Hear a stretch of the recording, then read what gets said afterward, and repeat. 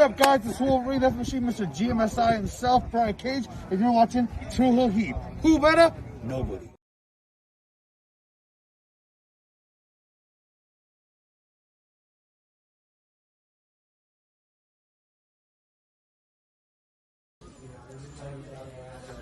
This is the knockout artist, Chris Hero, and if you're looking for some Tru Heel Heat, you better listen to them boys.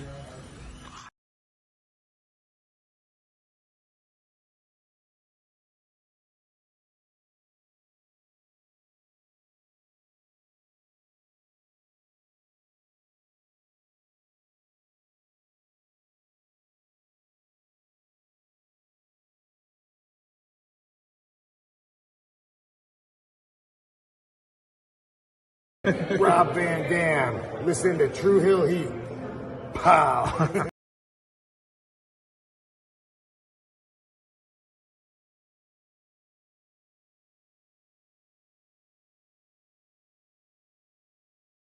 What's up, Tru Heel Heat? Tru Heel Heat. What's up? Tru Heel Heat.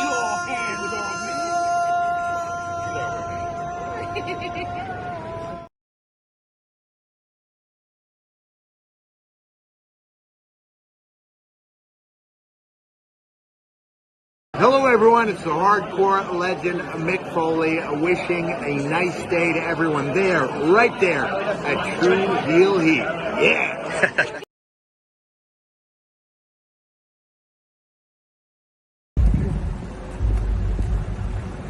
Yo, what up? You know what it is. It's your boy AJ Francis reporting to you live from New York City, the birthplace of hip hop.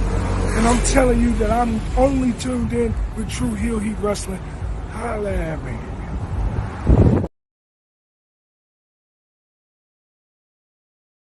I'm serious. I'm not going to sit back and take this fucking shit.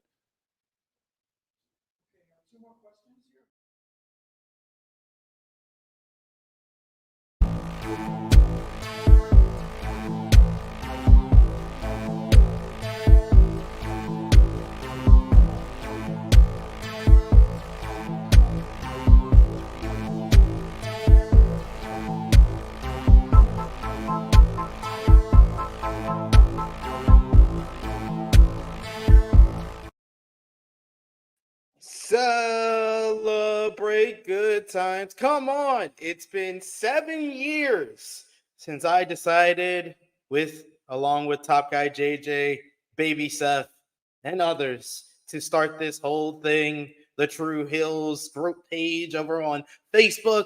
And we were streaming live on Facebook back in those days. 1 year later, we started up this old YouTube channel. But all the while, we've had the Flagship podcast, which started off bi-weekly. Then it was like, we started off like monthly. Then we started off bi-weekly. Then it was like every week on a Thursday at my job. Every Friday at Baby Seth's house. Baby Seth took over for one episode back in the day.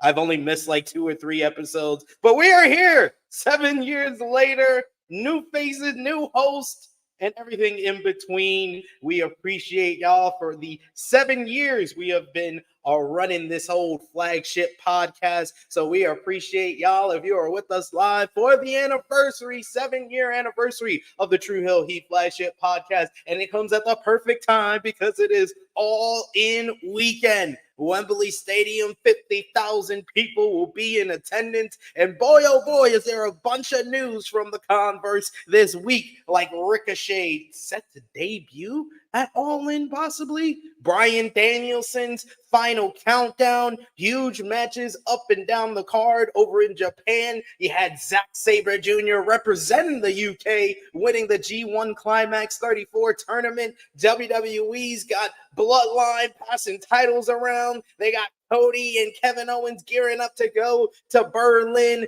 and CM Punk is still happy. Fuck that. This is the Tru Heel Heat Flagship podcast.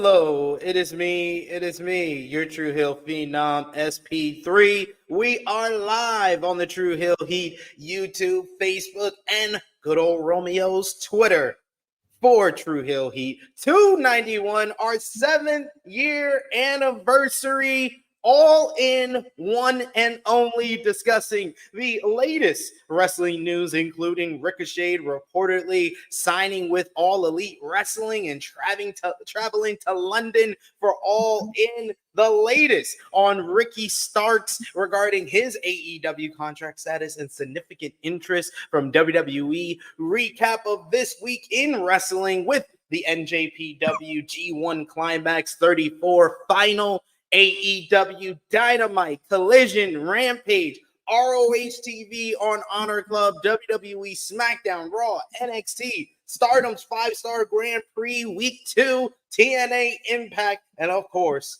final predictions for tomorrow's big show in Wembley Stadium, AEW All in London. And of course, I am joined here by the Tru Draw himself. It is Josh. How are you doing? Doing good. Look forward to talking about All In. You're gonna be there tomorrow, so that should be a good one. That's I wish I was there. Well, being in London in general, I've never been there, so that should be a fun experience over there. Indeed. I'm looking forward to being in Wembley Stadium for my first time, my first event, seeing any type of wrestling in Wembley Stadium, and I'm going to be on the floor, which is nuts. I did not expect that. Regardless of like what ticket I was going to get, I did not expect to be on the floor for everything that's going to go down tomorrow night. So I'm very much looking forward to that. Looking forward to today's show, because it's the 7-year anniversary. Indeed, I am so stoked to have you all here with us, have Josh here. You know, Krssi is having her sabbatical week, but she did say that she would pop in for a few to celebrate the 7-year anniversary. So we'll see when she comes through. A couple of the Tru Heel Heat gang will also come through throughout this the next couple of hours that we're on this show. And we also have a special guest that is supposed to be joining us today as well. But we appreciate y'all if you're joining us live. We appreciate y'all if you're watching us on demand. Remember to show your appreciation back the simplest way possible. Drop the thumbs up on this video. You can share this video with all your wrestling fans, friends, and family on all your favorite social media platforms. If you're new to the Tru Heel Heat YouTube channel, hit that subscribe button, hit the bell to stay notified for all the great content here.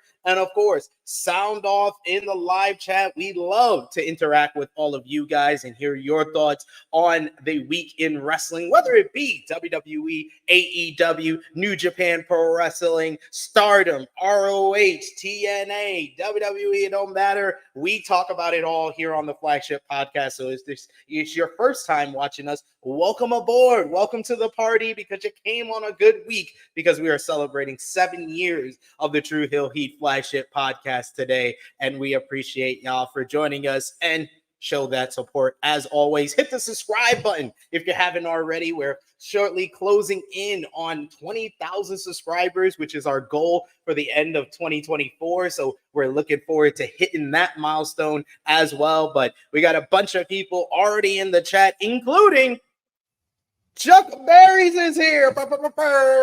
Chuck Berries with a huge super chat donation. Thank you so much, Chuck Berries, who's been one of our huge supporters over the last year or so.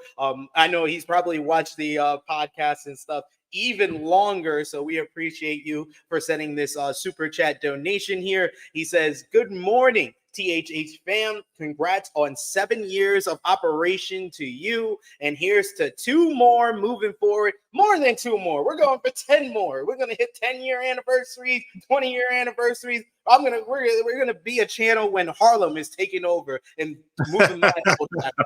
But that's what we're gonna be here for. But thank you so much for that super chat donation. And I asked on our community tab, but I will also ask here, I know there is a bunch of people who's been watching us for a couple of years now. If you have a favorite moment, a favorite episode, a favorite discussion that we've had here on the Flagship podcast, sound off in the live chat, because we love to hear from all of you guys of how much, you like the Tru Heel Heat YouTube channel. It helps us. It helps us confidence here. But wanted to read that first super chat donation. I see we got one more in the chamber as well, but I wanted to get Josh the floor because he's got a big announcement about life in general, bigger stuff than even what we do here. Wrestling verse, outside of what we do on sports. You are going to have a huge life milestone coming soon, and you have brought it all connecting into the Tru Heel Heat landscape and the Tru Heel Heat verse. So I want to give you the floor to make that announcement, sir.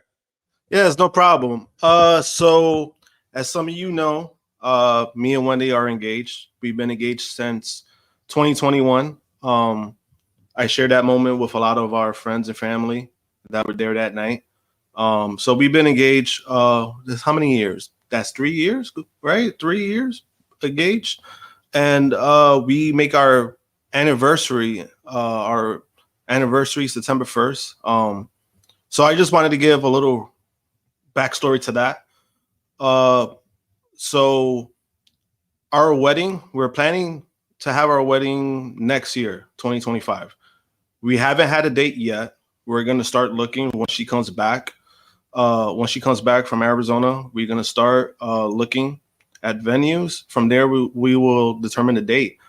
But the announcement I wanted to make is that our co-host, Miss Krssi Love, will be our wedding officiator. I asked her this week. This is something that I've been thinking about for a long time. And honestly, I wouldn't have anyone else. I think for someone to share this moment with us, I think she's the perfect person. I just didn't want somebody like, a stranger, somebody that's not familiar with me and Wendy. So to have Krssi there and, to basically when we have our vows, when we make it official, she's going to be the person doing that. So just wanted to share that with everybody. I thought this was like the perfect day to do it since it's the 7-year anniversary. Everything comes together. So just wanted to make that announcement.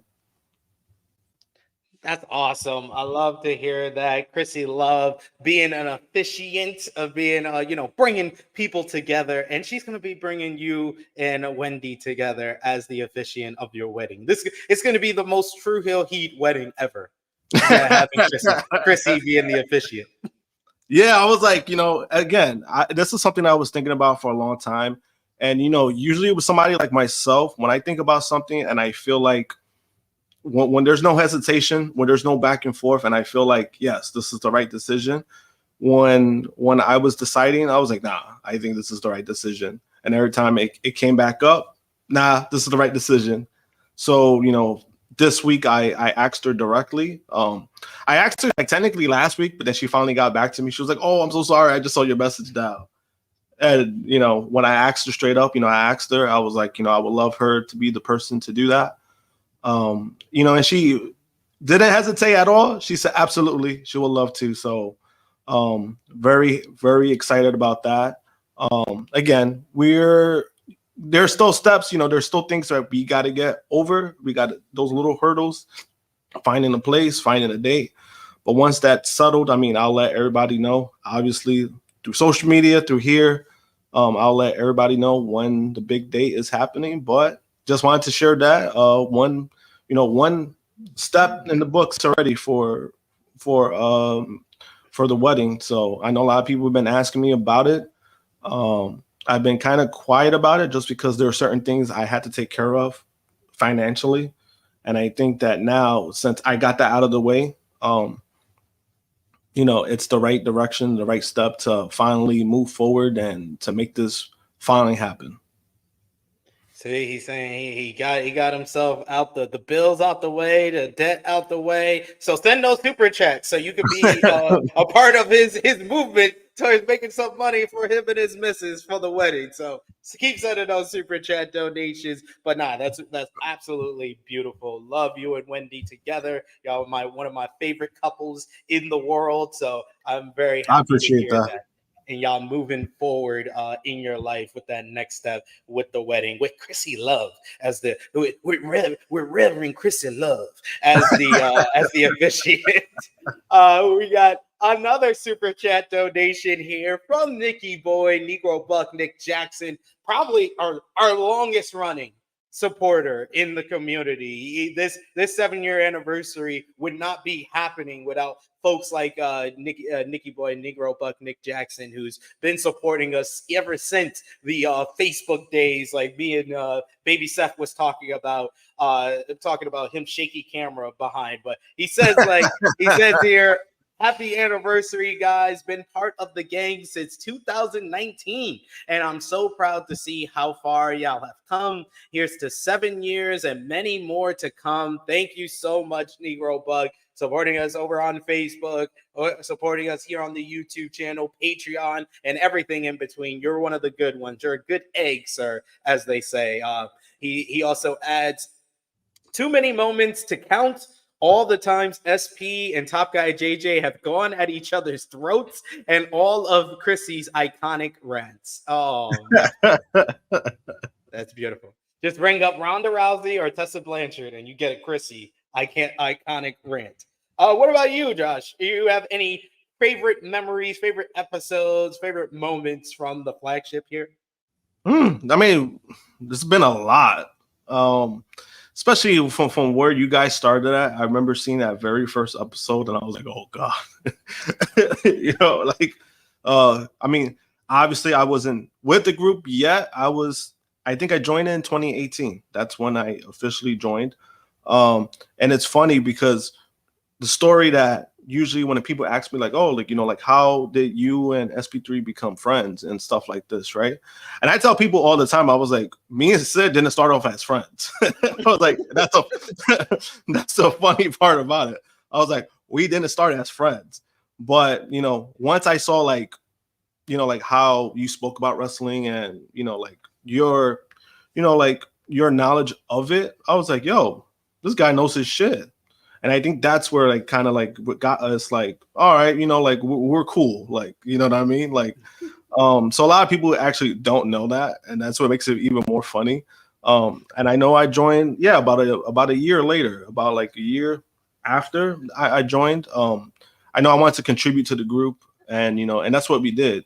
I think once I joined, I was like, you know what, let me try to bring as many people. I think the group went from 1,500 to 4,000, I remember. And I was like, damn, that's a lot of people, and, I guess my favorite, I would say maybe it's a biased take. It's not so much with the episodes, but it was being officially the third host of the podcast. I always came in just to fill in, when you need somebody, but then to finally get that, something that I never thought would happen in general. I thought I would never be in some kind of platform, some podcast platform at all. Just because, I'm a little, I could talk online with my takes and my opinions usually, but cameras usually, sometimes you get nervous, you get, there's things that you want to say, but you can't say. But being on this platform, it has given me that chance to do that. And, along the way, I'm still learning. I'm still, I feel like I'm getting better at it. It's gotten to a point that a lot of people do ask me hey, what do you feel about this? Or what do you feel about that? And I think that's the biggest takeaway for me. It was damn, people really care about what I think. Because usually when I talk about wrestling, it's just an opinion, right? It's just, I'm either talking about opinion, I'm either talking about facts, and that's just what it is, right, for me. So to be on this platform, I think in general, I think that was my favorite moment. But I would still say my personal favorite moment is still the fight, Baby Seth versus SP3. Our very first video on the channel. our very first video on the channel. If you don't know, if you're new to the channel, go and just put in the search drive on the home page and just put Baby Seth versus SP3, and you could see that epic encounter, which I would probably never do now. I'm too old. I got 2 kids now. Can't do that. Can't do what I did back in 2018. Okay. Frantic World says congrats to you, you, Josh, and Wendy. That's so great. You know, a bunch of congrats, and that's amazing. That's congrats. So we got another person that we have to ask here, and since he's already put his camera on, I don't have to tell him to put his camera on. Our producer is here, Baby Seth, the one and only, the what's up, y'all? The biggest heel in Tru Heel Heat history. You're a coward, Sid. You're a coward. I want my rematch. I've been wanting my rematch for 6 fucking years. Right? You've been ducking, you've been dodging, you've been doing other shit with other people who tried to do the jobber slam thing. That didn't work out for you. Now you got excuses, or you're a dad, blah, blah, blah. You know, this guy. Now you're done. Now you're going to the other side of the pond. Always, always. Well, I mean, to be here on the channel.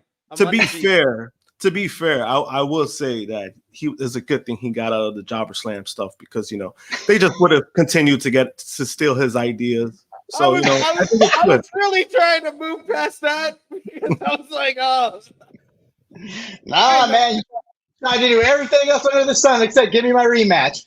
I want my rematch, damn it. Give me what I want. Well, Baby Seth, I wanted to give you the floor to let us know your favorite moment, episode, or anything, any discussion that we've had, because you've been either on the camera, behind the scenes for pretty much all the episodes of Tru Heel Heat, unless you go on a sabbatical, and then I'm stuck trying to do everything. I'm like, where's this guy? I only do that on certain times of the year, though, when I'm on vacation and for Comic-Con. So I'm consistent. Yeah, you are at least consistent. I'll give you that. But yes, so you know when my dates are. My date. I pull up the Tru Heel Heat app and I request my dates. he's like what Punk said about the WWE app. I mean, Josh stole my thunder with the favorite moment, man. That was a fun time. It was a nerve-wracking time for me too, being the heel and getting shit on by all these Tru Heel Heat fans. I can't stand the Heat, man. That's not for me, brother. Why don't they like me? Why don't they like me? But it was a fun time. I like showing that match to people. I showed it to my coworkers too. Like, it's such a weird thing that we did. Like, you look back on it like, wait, what? We did all that? Like, what the fuck drugs were we on? and I think for I remember, didn't you put like a hole in the wall too? Like, yeah, when he speared me. He didn't get charged for it. That's amazing. No, he speared me in the closet, and the camera lady at the time, she didn't fully get it, but like afterwards there was a hole in there, and we were scared shitless that we were gonna have to pay for that. But because you moved, and I didn't stop. I went right into the wall. Yeah. Full run right into the wall. You did an amazing job editing it for adding the wind spins when I was I stole the graphics from Marvel vs. Capcom. Like, I found the GIFs online and I added it. Oh, and Jake's amazing. Commentary was the best. Oh yeah. That was he was the true MVP. Yes. Of that whole video was JJ's commentary. Just like JR said, he wrote the lyrics to our music. he was the soundtrack to what we did. All the fake blood and all that we did there. Man, that was hard way. Any other moment or episode that you remember from the last 7 years here? Man, there's countless, dude. I mean, listen, I feel like you and I are always on opposition with the whole CM Punk Bucks Elite era. I would just be pulling my hair out, just fucking responding to you in the back with all your shitty takes. I disagree with. Hey, You know, I'm team. I'm Team Phil through and through. He's the Swifties for men, like he said. Oh, you must love happy-go-lucky Phil. You want to get a bracelet too, sir? I would love a bracelet, actually. You want to give me one? No, I'm good. I'll get your missus and Petri on the bracelet. Cat and Petrie, yeah. There you go. That could be the impetus for our second match. But people are particular about that type of thing. I didn't know if I was allowed to say it or not. But yes, Cat and Petrie. All good. I appreciate it. We got another super chat here from Nicky Boy and Negro Buck, Nick Jackson, who says, that's awesome to hear. Going to be a beautiful moment. Congrats, Josh and Wendy. Thank you so much, Negro Buck, for that. But yes, congratulations, brother man. Oh, thank you. I know a lot of people, because a lot of people have been asking me about, hey, when's the wedding happening and everything. This is something that me and Wendy constantly talk about. So I never want to I never want people to assume anything else. Because at the end of the day, I want her to have a big wedding. That's what she wants. And, again, not everybody is in the best financial situation. So that's something that she wants. And, I want to do my absolute best to give her that. Because, especially in my family, I think my brother, when he got married at City Hall, but that was because he was in basic training for 3 months. And then when he came back, that's when he legit got married, within 4 days. Then he had to get stationed out. And, they were planning to do a wedding, but then it just never came about. So it's something that, I know my parents have always been wanting, one of my, either me or my other brothers to have a big wedding. And I'm like, you know what, man, I got to do this. This is something that I really want to do. So, if everything works out, that's the goal. It's going to finally be next year. So hopefully everything Very works cool, out. man. Do it when you guys are ready. And if next year's the date, man. Looking forward to making a fool out of myself on the dance floor. Yeah, I will be cutting up the rug on the dance floor for sure. But thank you, baby Seth, for joining us. I know you don't always like to be on camera, but you had to today. Special moments, my friend. Special moments. We'll see you in 9 weeks for episode 300. Oh shit! I need to get ready now. Later, sir.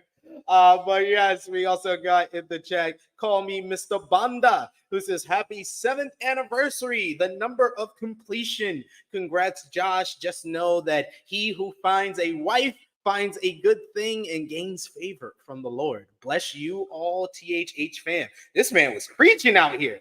This man be preaching. Oh, damn. That was such a nice message. Thank you, Mr. Bonda, one of our members of the channel. We got Christopher, who says, happy 7 years anniversary. We also got Power Driver Finisher. He says, for me, it's Jimmy's disclaimers. Shout out to Negro Buck, Nick Jackson, who officially became part of the show regularly when he made that disclaimer for us after Jimmy done ruin all my chances of getting AEW media. That's what I'm convinced. I'm convinced they watch me and Jimmy, and that's why they never accept me for media. But hey, I'm still going to All In. So we got Nicky Boy, who says, damn, I had no clue y'all didn't start off as friends. And it's funny. And it's funny because what even comes in full circle, it's all because of Cody Rhodes. The American Nightmare, Cody Rhodes. Flipping me off back 7 years ago. He flipped me off at Ring of Honor in Hammerstein Ballroom, and I held a personal vendetta against him for years until All In. And I was like, all right, I'll lay off of you. Then he wanted to try to solve racism, so my hatred for him came right back, and then it went away when he went back to WWE. So there you go. Nicky Boy, that's amazing match. Baby Seth, yes indeed. Mr. Banda said he's been watching for over a year now. He's been watching since Double or Nothing 2023. I love it here. Thank you, good sir. You're awesome yourself. We got one of our other OGs of the live chat, ValaB. Thank you so much, ValaB. I remember when ValaB was first came on board, and we did not know how to pronounce his name. So we've come a long way, ValaB, with you in the chat with us. He says 7 years, big pop. Congrats to Josh and Wendy. Bigger pop. I want to say I was the best part of the last year. There you go. There you go. him and his at the end. Yeah, of course. You got to put yourself over sometimes. ValaB, you are one of the best in the chat for sure. One of our members, one of our moderators, one of our Patreon backers. He supports us in any way he can, and his hatred of CM Punk is always appreciated because I know it makes Baby Seth's blood boil as producer. Annika is here, another one of our OGs in the chat. I know Annika has been in the community since my days over at Wrestling Daily, which I gotta show some love to Sat Inayangi, who's the main reason why I'm going to All In. Shout outs to him and his connect, and of course Alex McCarthy, my mentor, my OG, my wrestling media big brother, and brought a bunch of people from the community that's here today, still here in the community from over in our days on Wrestling Daily. And of course, Stephanie Chase, one of our great alumni co-hosts here on the Tru Heel Heat Flagship. Annika says, best Joshi moments were the Raw watch-alongs. Somebody said something stupid with an ultra chat, and in a chat said, just go with it just to keep the money. And Josh said, nah, take that back. Yo, I've done that a few times. I'm like, nah, just send it back. I was like, yo, just send it back. I don't even want it. Like, he could keep his $10. I don't care. Give him a refund.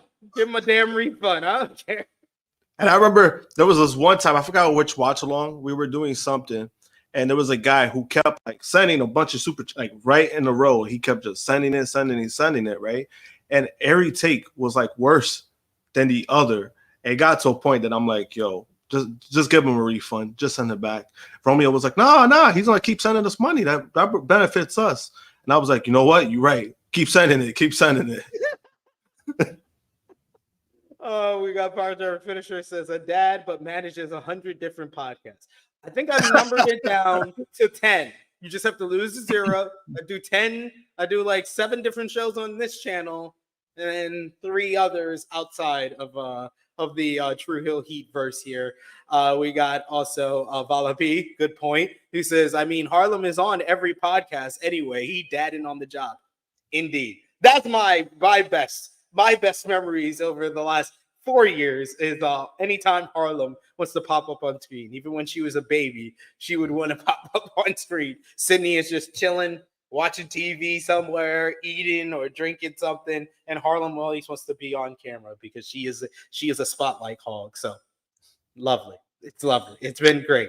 It's been great for sure. We got more congrats for Josh and Wendy. We also got call me Mr. Bonda says gotta have a Boys to Men parody. There we go. All right. I don't know what that means, but here we go. I think that's when we were talking about the wedding, and then Johnny said he was gonna make a fool out of himself on the dance floor. We'll do it. You know, you got to do one of those weddings where you and your groomsmen all do like a routine or something like that. And I want to see Josh dance. We gotta have that. We gotta have you cutting the rug, doing the 2-step, doing the electric slide or something. ValaB says super chats to fund the wedding. Where you at, Chuck Berries? And Will Chisholm. Where's Will Chisholm at? Come on. We got another super chat donation from Nicky Boy, the Negro Buck, Nick Jackson. He says, I need SP to interview Cody one day and try to get that personal apology. I will. As God is my witness, with a tear in my eye, I'm going to interview Cody Rhodes, and I'm going to tell him about him flipping me off at It was Ring of Honor. It was their anniversary show in Hammerstein Ballroom in March of 2017. And I'm gonna say you flipped me off. I was in the front row. All I was trying to do was to sweet you. I didn't say anything derogatory. I was a huge fan of yours. I was a supporter of you, and you just flipped me off. Nice guy, Cody. He was about to do it. That's what made it worse. Like he was about to do it, and he stopped and flipped you off. Yep. Nice guy, Cody. Yeah, right. We got ValaB says, you still don't know how to pronounce my name. I've let it go now. Is that not your name?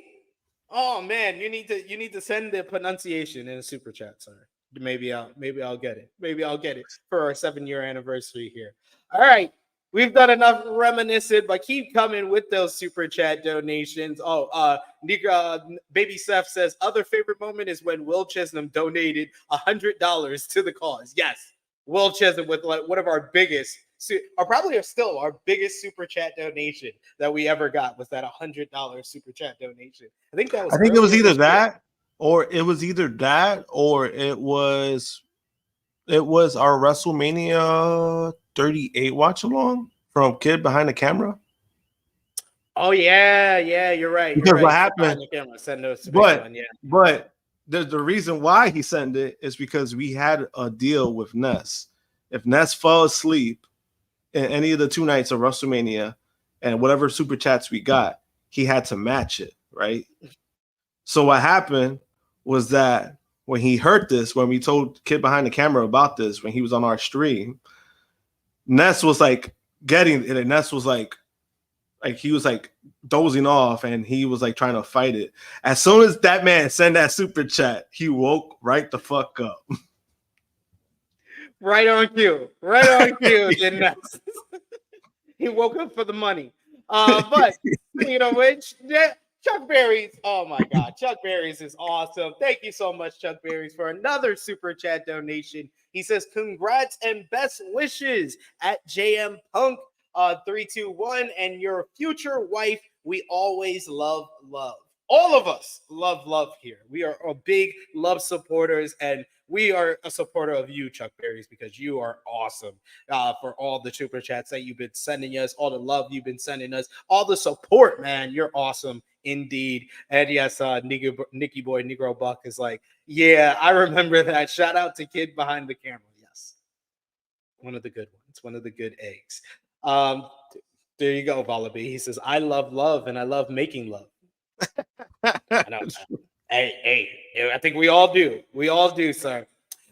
So I'm gonna guess that our special guest is running late, so I won't get into what we're gonna start off the show with here, and I will instead go over to the Converse. Let's go to the Converse to start things off with what we missed. But before that, of course, we got to send love to everyone supporting us around the social medias and Patreon, our Tru Heel roll call, our top 3 conversation starters over on our Tru Heels group page. You got Stewie Palmer, you got Neil Benedict, you got Alan Weinstein, our Patreon backers, you got ValaB, Alan Weinstein, you got Negro Buck, Nick Jackson, Alex McCarthy, Professor Chris, Trey, Robert, Steve, Ladarius, John, aka Russell Scopes, Dan, Kobe, Dolores, John Martin, DJ Eric, Marcus, James, Alan, and Santo. Thank you so much for supporting us over at patreon.com/Tru Heel Heat. $3 a month gets you exclusive content and the best place to support us when we are not live here on the channel. But let's get into what we missed, and we're going to start off with AEW Dynamite this week, as we got AEW All In London tomorrow in Wembley Stadium. Dynamite this week, they were slightly down in the overall ratings, but actually up in the demo. They did 698,000 viewers, a 0.24 in the 18 to 49 key demo. The show featured Swerve Strickland and Bryan Danielson's final showdown, hosted by Nigel McGuinness, with Swerve getting under Bryan's skin by threatening his family once again, until the American Dragon came out to deliver a Psycho knee and cutting an outstanding go-home promo, wearing a shirt very similar to the shirt that he wore when he retired the first time back in 2016. And he talked about being the fucking best in the world for the past 20 years and how he is ready to win the AEW world title on Sunday. And he asked the fans, the great crowd in Cardiff, Wales, if they believe, and they chanted, yes, yes, yes. We also had another really good go-home segment with Mercedes Moné and Dr. Britt Baker, DMD, having their contract signing, with both women cutting effective promos about their legacies and the women's revolution, and Mercedes inspiring Britt to achieve even higher heights before Baker attacked Camille to stand tall with the TBS championship. You also had Darby Allin and FTR picking up a victory over the Elites, Jack Perry and the Young Bucks, in a fun trios bout. Post-match, the Acclaim came out and cut a promo calling out FTR and the Bucks ahead of All In. Kazuchika Okada and Claudio Castagnoli battled into a 20-minute time limit draw in a great AEW Continental Championship matchup, with Claudio coming just short of winning the Continental Championship in a similar fashion to how he lost out to winning the Continental Classic by going to a time limit draw with Bryan Danielson. This time he goes to one with Okada. You had Timeless Toni Storm. She picked up a victory, retaining the AEW Women's World Championship against her former Outcast stablemate Saraya. Post-match, Mariah May attacked her All-In opponent with the high heel and gave her a kiss before the pay-per-view. Hangman Adam Page announced that he will compete in the Casino Gauntlet at All In, while Chris Jericho beat the Dynamite Kid, Tommy Billington. Post-match, Jericho called out Hook, who walked out right into a trap, with Big Bill laying him out, delivering a chokeslam to leave him laying ahead of All In. And then finally, you had MJF and Will Ospreay, who had a tremendous segment on this show, with the two men going back and forth on the mic in a fantastic face-to-face, where Ospreay got under MJF's skin, proving that the fans were behind him and that he is viewed as the best in the world, and that the fans stopped loving MJF. And MJF finally got pissed enough to admit and reveal the real reason why he hates Will Ospreay, is because when he showed up, he came and ruined it. They loved me before you showed up and ruined it. This led to Max getting under Ospreay's skin by bringing up his family and teasing that he would impregnate his wife, until Will attacked MJF, leading to Max laying him out with the Dynamite Diamond Ring when security held up Ospreay, busting him open and almost delivering the Tiger Driver 91 to stand tall. And then after that, Will got confronted by Bryan Danielson backstage, who told him to do it, to hit the Tiger Driver, stop fucking around, and get it done at All In. I thought this was one of the best go-home shows for AEW of the year, thanks in large part to that Cardiff crowd, who were amazing the entire night. What did you think about Dynamite overall, and the three major go-home segments with Swerve and Bryan, MJF and Ospreay, and Britt and Mercedes? It was a great go-home show. Like I said, the day after, I made a post and I said AEW go-home shows are better than WWE go-home shows, and I stand by that 100%. All three segments I thought did its job.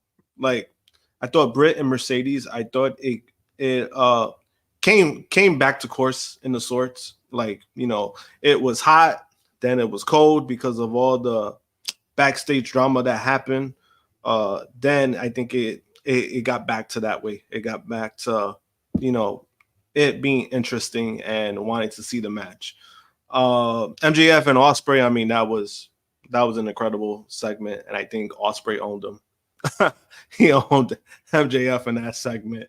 But he also Bugs beat him, because, you know, like, Ospreay was just saying shit like about you know, all these people love me, you know, like, and then all of a sudden, like, MJF like said his true feelings. Like, I was like, damn, bro, he duped you. He duped you completely. And Swerve and Danielson, I mean, this is something that we said before. Like all these guys needed was like one big segment, and I think to me they already had that. They already had that big segment, but I think they've done nice things since then to add to it. You know, like last week we had the same exchange, and then this past week the same thing. Like, you know, obviously, like I don't get the sense that Swerve is heel, and I think that's a plus for me because I don't want them to go in this route where it's like, oh, this person's heel, and then all of a sudden, oh wait, next week they're babyface. I think it's more of Swerve trying to prove himself. I don't necessarily think that's a heel thing. I think it's just he wants to stay on the top.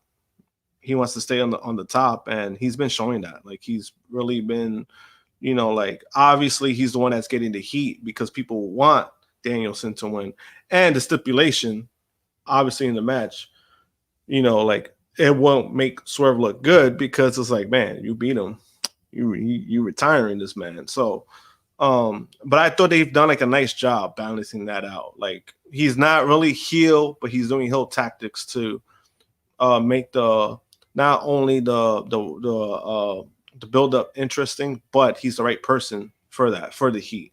Because you're not doing that for Danielson. The man needs it. Like, you know what I mean? Like, he got nothing to lose. Well, he's losing his career if he loses. That's nothing.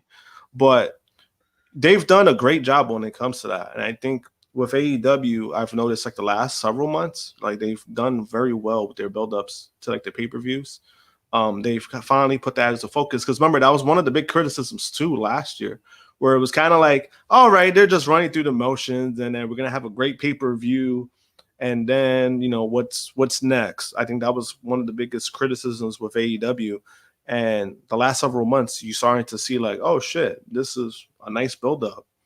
And it really felt like this All In, they really built to it like it is their biggest show of the year. Like last year's card, they really relied on the novelty of no one really expected them to ever run Wembley Stadium. And they kind of relied on that. They had a good build to the main event with MJF and Adam Cole, but everything else really got thrown together like last minute. This build up was very much focused, and they built especially the 4 big matches on the card on Sunday. They have built that for the last couple of months, which is, it makes it feel like the biggest show of the year.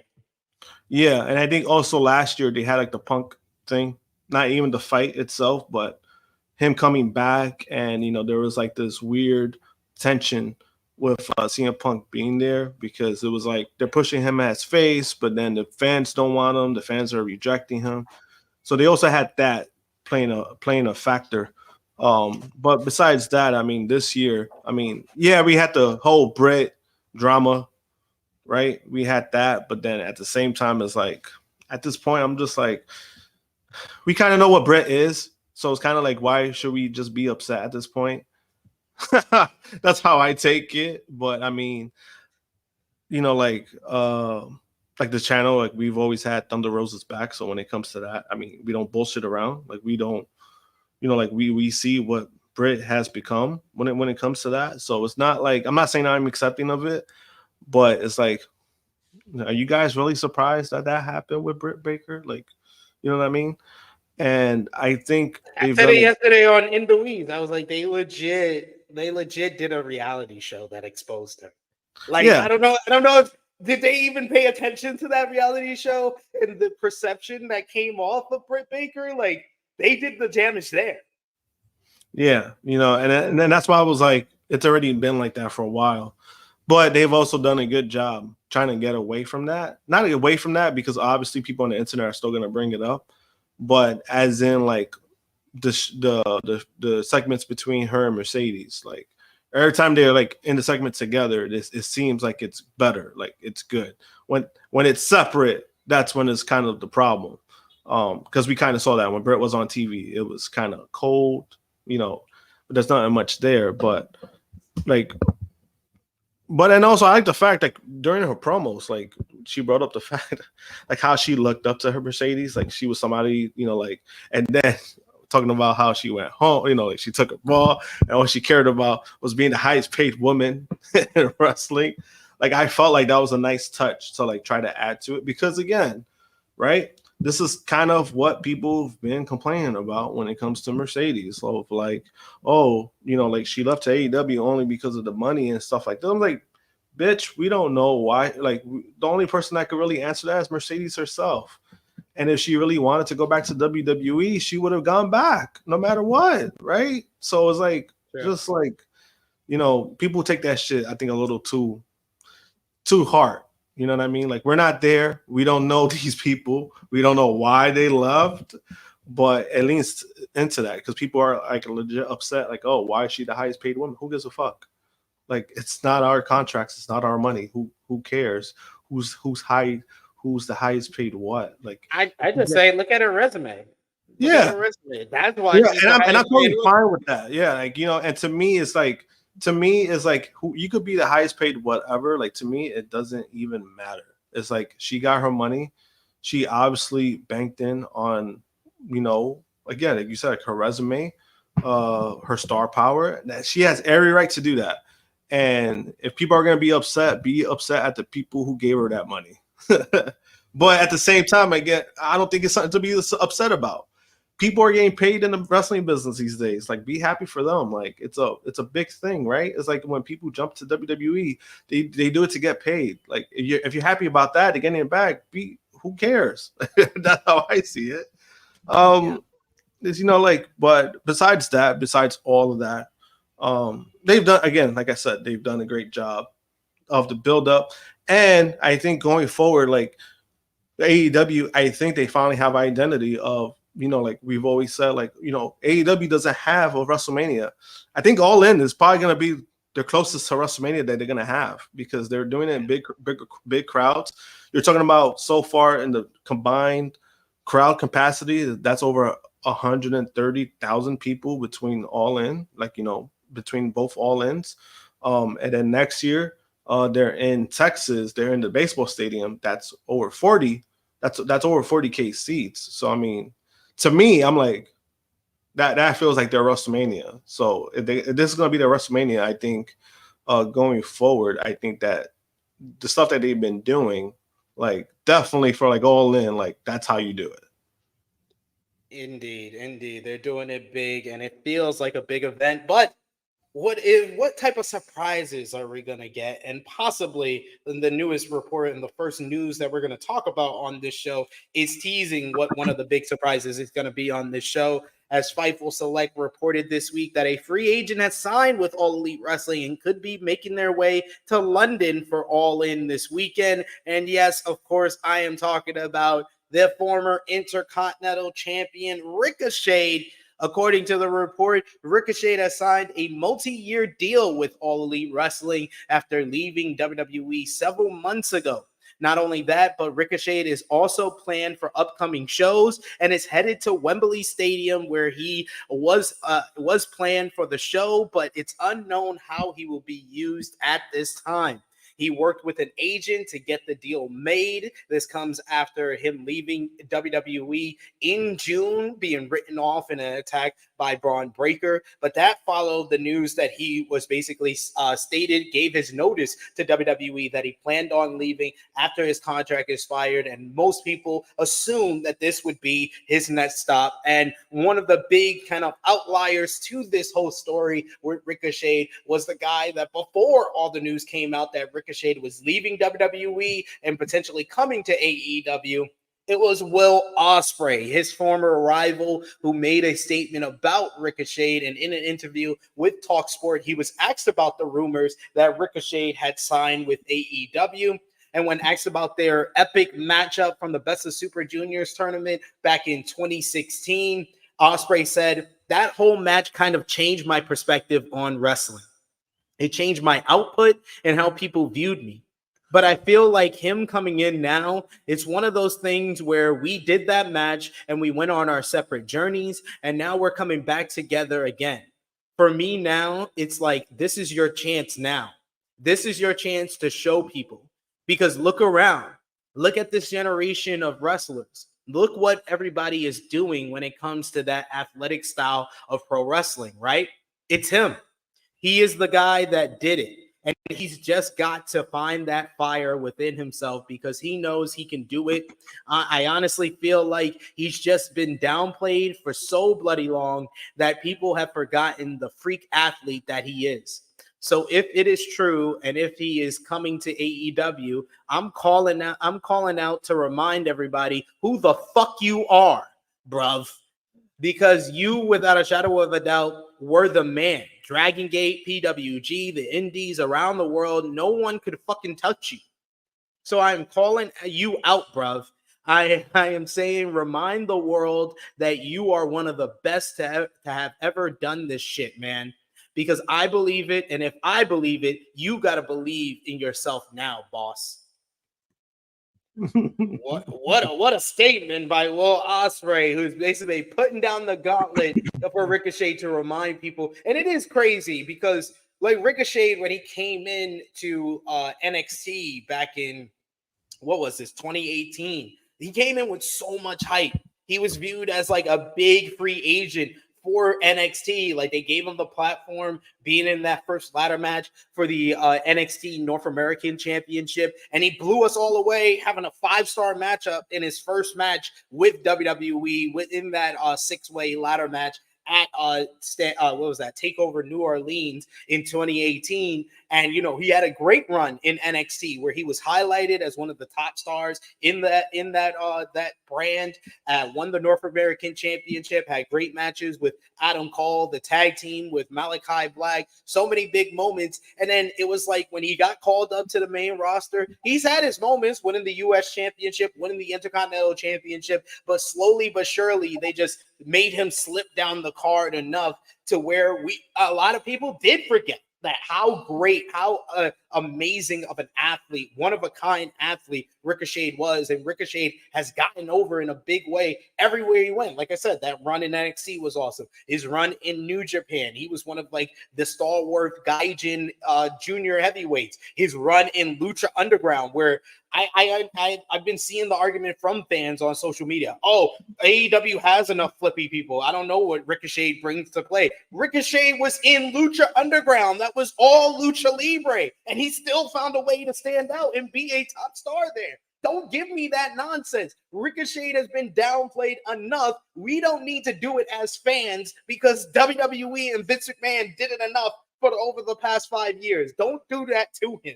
Don't undermine him, and don't downplay that this guy is one of the best athletes that's ever stepped foot in a wrestling ring. So I respect Will Ospreay for basically saying, yo, come show everybody what the fuck I know. I know this, and I want you to remind the people that forgot. What do you think about this whole news with Ricochet signing with AEW, and what do you think what role he will play at All In? It's a good move for him. I mean, this was widely speculated, and I think we all knew, like, yeah, he's going to AEW. Once he decided not to re-sign with WWE, there's a part of me that's still a little shocked that he left. Because there are guys, especially like, when they get up there in age, that they're mostly complacent with where they're at, right?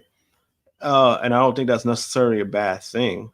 If you get up there in age, you get guaranteed money, by all means, right? That's what some people want. And I don't think there's something wrong with that. But obviously, Ricochet wanted more. It's not even just about the money. He wants to remind everybody why he was considered one of the best in the world at one time. And I really do believe, just my opinion, I'm not saying that this is an actual fact. In my opinion, I do believe that first interview Will Ospreay had, and he mentioned Ricochet, I believe that had something to do with it. That's why he probably left up. I don't want to say that's the solely reason, but I think that played a factor because remember, when his contract was coming up, we all knew his contract was coming up, and everyone was like, yeah, he's resigning with WWE. I don't think he's leaving anywhere. All of a sudden, that interview happens. Will Ospreay was like, man, I really feel bad for Ricochet. And then all of a sudden, we hear months later, Ricochet gave his notice that he's not resigning with WWE.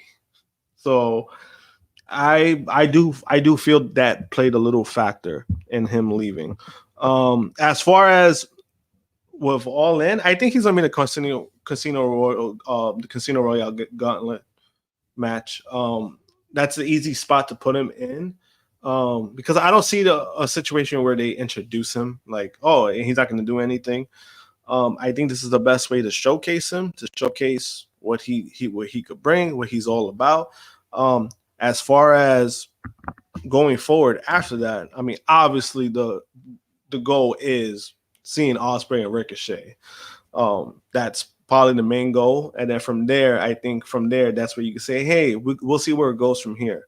But that's the main thing that the people want to see. I know I definitely want to see that. And I really thought that was going to happen at All In. I thought that was the direction because just knowing Will, I know Will probably would have pushed for that.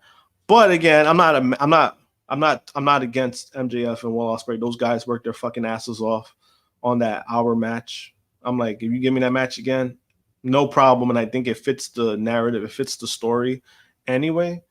And they've done a good job elevating that belt, in my opinion. When you asked the question a while back, hey, it might be too soon, but I think that MJF, like the whole feud itself, has elevated the title more than OC. And at this point, I do agree with that because there's more time passed by, and it means something. So I do agree with that take. But I think they do introduce him in the gauntlet match. And, because for All In, you want something memorable for the match, right? For the show, right? You want something that's going to mean something and people are going to remember. And having Ricochet being on the show, people are going to remember that. Yeah, I agree with you. I think the Casino Gauntlet, that is the stage for him because the last two Casino Gauntlets were a success, mainly because Will Ospreay was a part of it. Now that Will's in a different matchup against MJF, you need someone to fill his role in this Casino Gauntlet. And now you got Ricochet. You got someone who's coming in his first appearance who can do that type of style, that fast-paced style. And plus, one of the best parts about the Casino Gauntlet in that a lot of ways is like the Royal Rumble where you see like these two guys go face-to-face and you're like, oh, yeah, I want to see this matchup. And the first Casino Gauntlet, you had that with Will and Kyle O'Reilly. And it's not any coincidence that a month later they ran that match for the international championship on an episode of Collision. And, it gives you like the tease of a bunch of different matches. So it's the best place to have Ricochet come in where he can go face to face with a Hangman Adam Page and do an exchange with him. And people are going to be like, oh, I want to see that match. And have an exchange with Orange Cassidy. And people are going to say, oh, I want to see that match. Have an exchange with Kyle O'Reilly and be like, hey, you should have saw our shit back in New Japan, but let's see that again. It's going to be so much fun to have that. I think the Casino Gauntlet's going to have a bunch of, there'll be a couple of returns, maybe even more than one debut, but the main debut that everybody's going to remember, I think, is going to be Ricochet. Yeah, I think it's going to be Ricochet. My wild card, I think maybe somebody shows up. My wild card pick, my Hail Mary, which means it could be bullshit, but then if it's good, then it's like, yeah, I'm right. Bobby Lashley, I think he probably shows up. Not for the match itself, but if you introduce him, he's somebody that you could introduce and it won't, him being on the show itself like that, it won't hurt him. I'm going to say my wild card is friend of the channel, Donovan Dijak. He's already in the UK. He's on today's Rev Pro show against Gabe Kidd, which I wouldn't mind if he put Gabe Kidd and Zack Sabre Jr. in the Casino Gauntlet either. Gabe Kidd. Yeah. Because he's really, New Japan has done a great job of building him up. I think they kind of let him run wild with his takes on social media and his interviews, and you kind of seen in the ring work that it's been matching that, in my opinion. His mouth is matching what he's doing in the ring, and I think that's a good thing. So having him, that'd be cool. I think there'll be some nice surprises. I think that's a good one. I would say him, Zack Sabre Jr., especially that pop that Zack Sabre Jr. would get. Absolutely. ValaB, I don't think this is a wild take. He says, I actually want to see Ricochet work in the tag division more. I say you do the Ospreay and Ricochet matchup at a Wrestle Dream at a Full Gear. And then after that, you do Ospreay and Ricochet as a tag team. That's something that they've never done together. Them as a tag, like going on a real tag team run, going for the tag team championships. And the reason I don't think it's a wild take is because Ricochet really shined in the tag division, no matter who his partner was in WWE, whether it be with Braun Strowman last year, they had a nice run as a tag team, whether it be with Malachi Black in NXT, anytime they paired somebody with Ricochet, he shot. Yeah, I think that'll be a good thing too. The thing is like, I mean, we are gonna get it. You know, we're gonna have these takes of like, oh, see, he's not doing nothing different than when he was doing in WWE. It's like, who gives a fuck? Like, who cares? Like, if he's on TV and he's wrestling, that's what he cares about. Like, right? And then if he's in a tag team with Will Ospreay, I mean, you think if I was a talent and then I was told, hey, we're gonna pair you up with Will Ospreay in a tag team, how would you feel about that? You think I'm gonna turn that shit down? Oh, we're gonna have the best matches of the night. Put us against the Young Bucks. Put us against FTR. Put us against Private Party, Top Flight. It don't matter. We'll tear it up.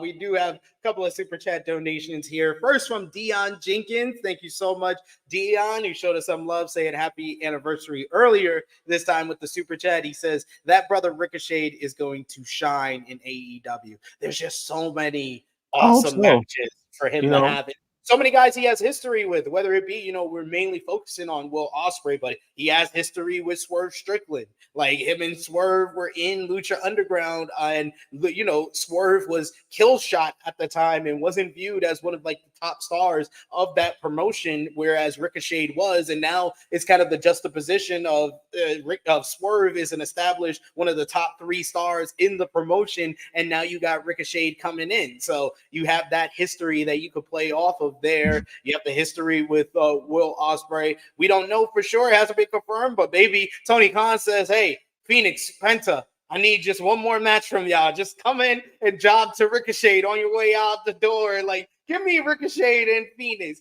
Give me Ricochet versus Dante Martin. Like, I think that would be a star-making moment for Dante to have an exchange with Will Ospreay. And Ricochet versus Vikingo, I saw in the chat as well. Ricochet versus Hologram. Hologram needs to be. I want to see that. In this casino gauntlet, and give me Ricochet and Hologram have an exchange on Sunday.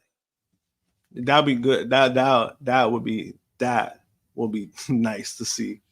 I know that was one match, but somebody asked me, I was like, yo, have you seen the stuff the Hologram's been doing? I'm like, yo, him and Ricochet, I think will match up nicely. That would be a fun matchup. Yeah. Ricochet and Darby Allin. I just thought of that. That's good. That would be amazing as well. We got another super chat donation here from Chuck Berries. Thank you so much, Chuck Berries. You are killing the game with these super chat donations today. He says Shad Khan made Trevor Lawrence the highest paid quarterback in the NFL at the time, and Tony Khan did the same for Mercedes. So I guess the apple doesn't fall far from the tree. I think TK did play a bigger part for Trevor Lawrence. Because TK's job is he runs finances for the team, so that's his job. And I know when he did ask him about it, they asked him like briefly about it, which I was kind of surprised. It's kind of weird sometimes seeing him talk about the Jacksonville Jaguars because we're so used to him talking about AEW. So he spoke about Trevor Lawrence and how highly they thought of him and how he was like deserving of the money. I'm like, yeah, I think he played a bigger part because Shad Khan, I mean, he does play a part, but I know finances. TK has a bigger role when it comes to where the money moves within the team. So it might have been, but I mean, it's not. It's a good take. I mean, he made. I think is Trevor Lawrence. I don't think he's the highest paid. I think it's who's currently the highest paid quarterback because all that money for the quarterbacks now. Oh my God, It's ridiculous. Every year there's a new somebody's moving up the pecking order. The bigger problem with that, I could get to that shit all day when it comes to the NFL. It's just once that quarterback gets paid more, guess what? It's gonna hurt the team moving forward because it's salary cap hits is all like a bunch of shit that is like logistics of it, but it's not a bad take. I like the take. We also got here Mr. Bonda, good shout. He says Ricochet and Matt Sydal are a very underrated team. They had that killer matchup teaming up with Ospreay against the Young Bucks and Adam Cole, that 5-star matchup in PWG. Still remember that finishing sequence, which is still awesome to this day. Frantic World, great shout as well. Ricochet versus Beast Mortos. Sign me up for that. Yes, I am all with that. I'm very excited for the prospect of Ricochet in AEW, but we're going to see if the debut happens tomorrow in Wembley Stadium, and we'll talk more about the Casino Gauntlet when we do our final predictions for the show. But that's not the only name that people are saying might show up at All in London. According to a report by Fightful, a major name could be en route to London, UK for AEW All in London 2024. Former AEW star and tag team champion Sting reportedly told people close to him that he's heading to AEW All in London to set for Sunday. It was not elaborated on if Sting would just be visiting at the London event or if he will be appearing in an on-screen role. Sting's former tag team partner, Darby Allin, is scheduled for a huge title bout on the show against Jack Perry for the TNT Championship in a coffin match. Sting has recently been in attendance at AEW TV tapings in Arlington, Texas, where he lives. The WWE Hall of Famer retired from in-ring competition after competing in his last match earlier this year at AEW Revolution when him and Darby defeated the Young Bucks in the main event. Fightful notes that AEW and Sting have maintained a great relationship since he retired. Also, All Elite Wrestling has reportedly wanted to keep him involved with the company in any way that he is comfortable with. So I would not mind. You have Jack Perry and Darby Allin. You have the Elite coming out, jumping Darby. Darby is outnumbered and the lights cut, and Sting shows up to make the save. That would be an electric moment on All In. That would be a great surprise return. What do you think about Sting potentially showing up at All In? It would be dope. He did it right last year, right? He did have a match last year, and I remember everyone thought that would be like his retirement. Everyone was like, "Oh, this is gonna be Sting's last match at All In." It was like, "Nope, it's gonna be Revolution, buddy." So it would be cool to see. I know he's been doing like a few. He's been doing a few appearances. I think the last appearance I saw him, he did one either last week, and he still looks good. Like, for somebody who's who's been off TV.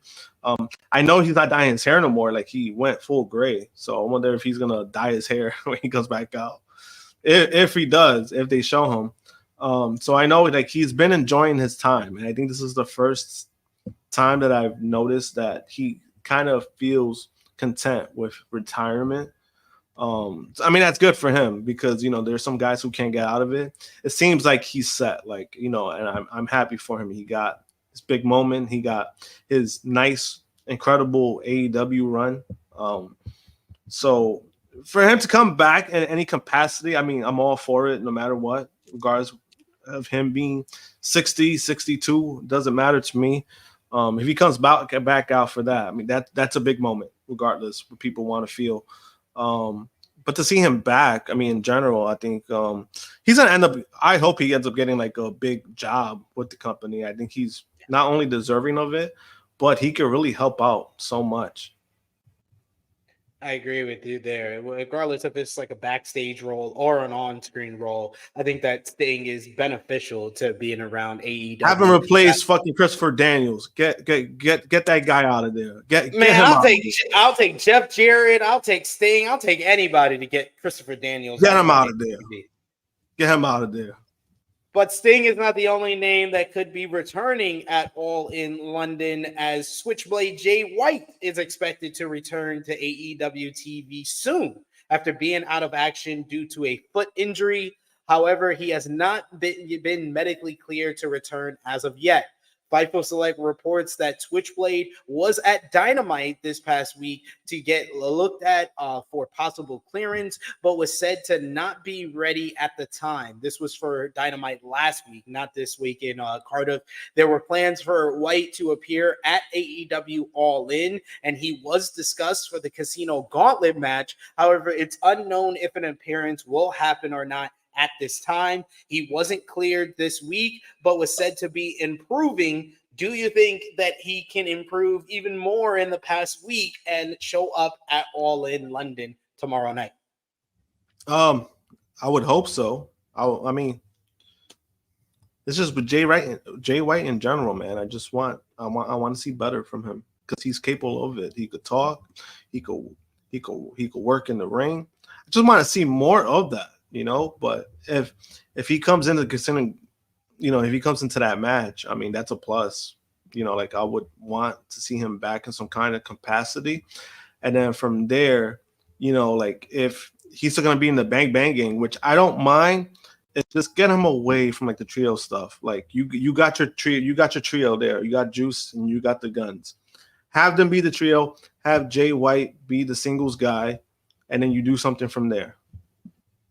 Yeah, he's the type of guy you keep in like the top 7, top 8 guys that you're building in the main event scene. Like top 5. Honestly, he's a top 5 guy in the AEW roster to me. But you can at least make him like top 7, top 8. He should be a contender in the World Heavyweight title scene, international championship, whatever title you want to give him. Switchblade Jay White just deserves a lot more. I wouldn't say he's being fumbled or underutilized because he's gotten an AEW world title shot. He's been in the main event of a pay-per-view, but I just want more for him because I think he's a lot better than he's being used. No, I agree with that. So, I mean, hopefully if he shows up, if not, then I just want him to be healthy. Like if he's not 100%, I wouldn't want them to throw him out there if he's not 100%. Yeah, agreed there for sure. The other news we got is from Mercedes Moné. This is outside of the spectrum of All In. Mercedes recently revealed that she had planned on returning to WWE for WrestleMania 39 last year. Moné talked about the matter in her latest Moné Mag fan newsletter. Moné was set to compete in WrestleMania 39. She told the story saying, "The funniest thing is that before last year's All In, I attended an LA Rams game at the new SoFi Stadium in LA. Kev and I were, of course, on the field for it. That's just how we roll. It was fun, but in the back of my head, I kept thinking, this is where WrestleMania is going to be. It's an enormous, beautiful stadium in the Tinseltown, the City of Angels. How could Snoop's first cousin and a member of the Mandalorian cast not be here? Thus, at the end of the game, I leaned over to Kev and said, I need to be here for Mania. And at that time, that's truly how I felt and what my plan was." On Tony Khan and the reason Mercedes attended last year's All In, Mercedes said, "I had planned on returning to WWE for WrestleMania in LA. That was, of course, before Tony invited us to see the show. Mind you, there were no discussions of signing with AEW, zero. Tony, Kev, and I had texts as friends, and it was just a casual invite. I wanted to go not out of curiosity, or to kick the tires, but honestly because I love wrestling. To this day, when I have the time, I still watch the indie shows. I really continue to have that much passion for it." So I think like the timeline and everything, hopefully in like the next Moné Mag, she can like clear up the timeline of this because it is kind of confusing. I know Dave Meltzer mentioned this on the Wrestling Observer that, the announcement for All In 2023 was made on April 5th, which was a couple of days after the LA WrestleMania. So did she go to an LA Rams game at like the beginning of January, like their last home game of the season? I don't know. I would have to look at their schedule or whatnot.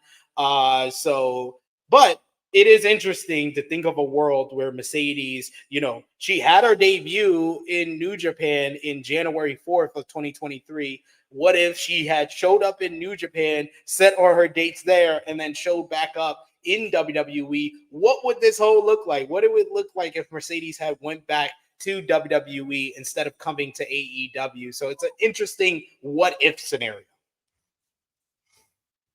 I mean, maybe Marvel could do that episode.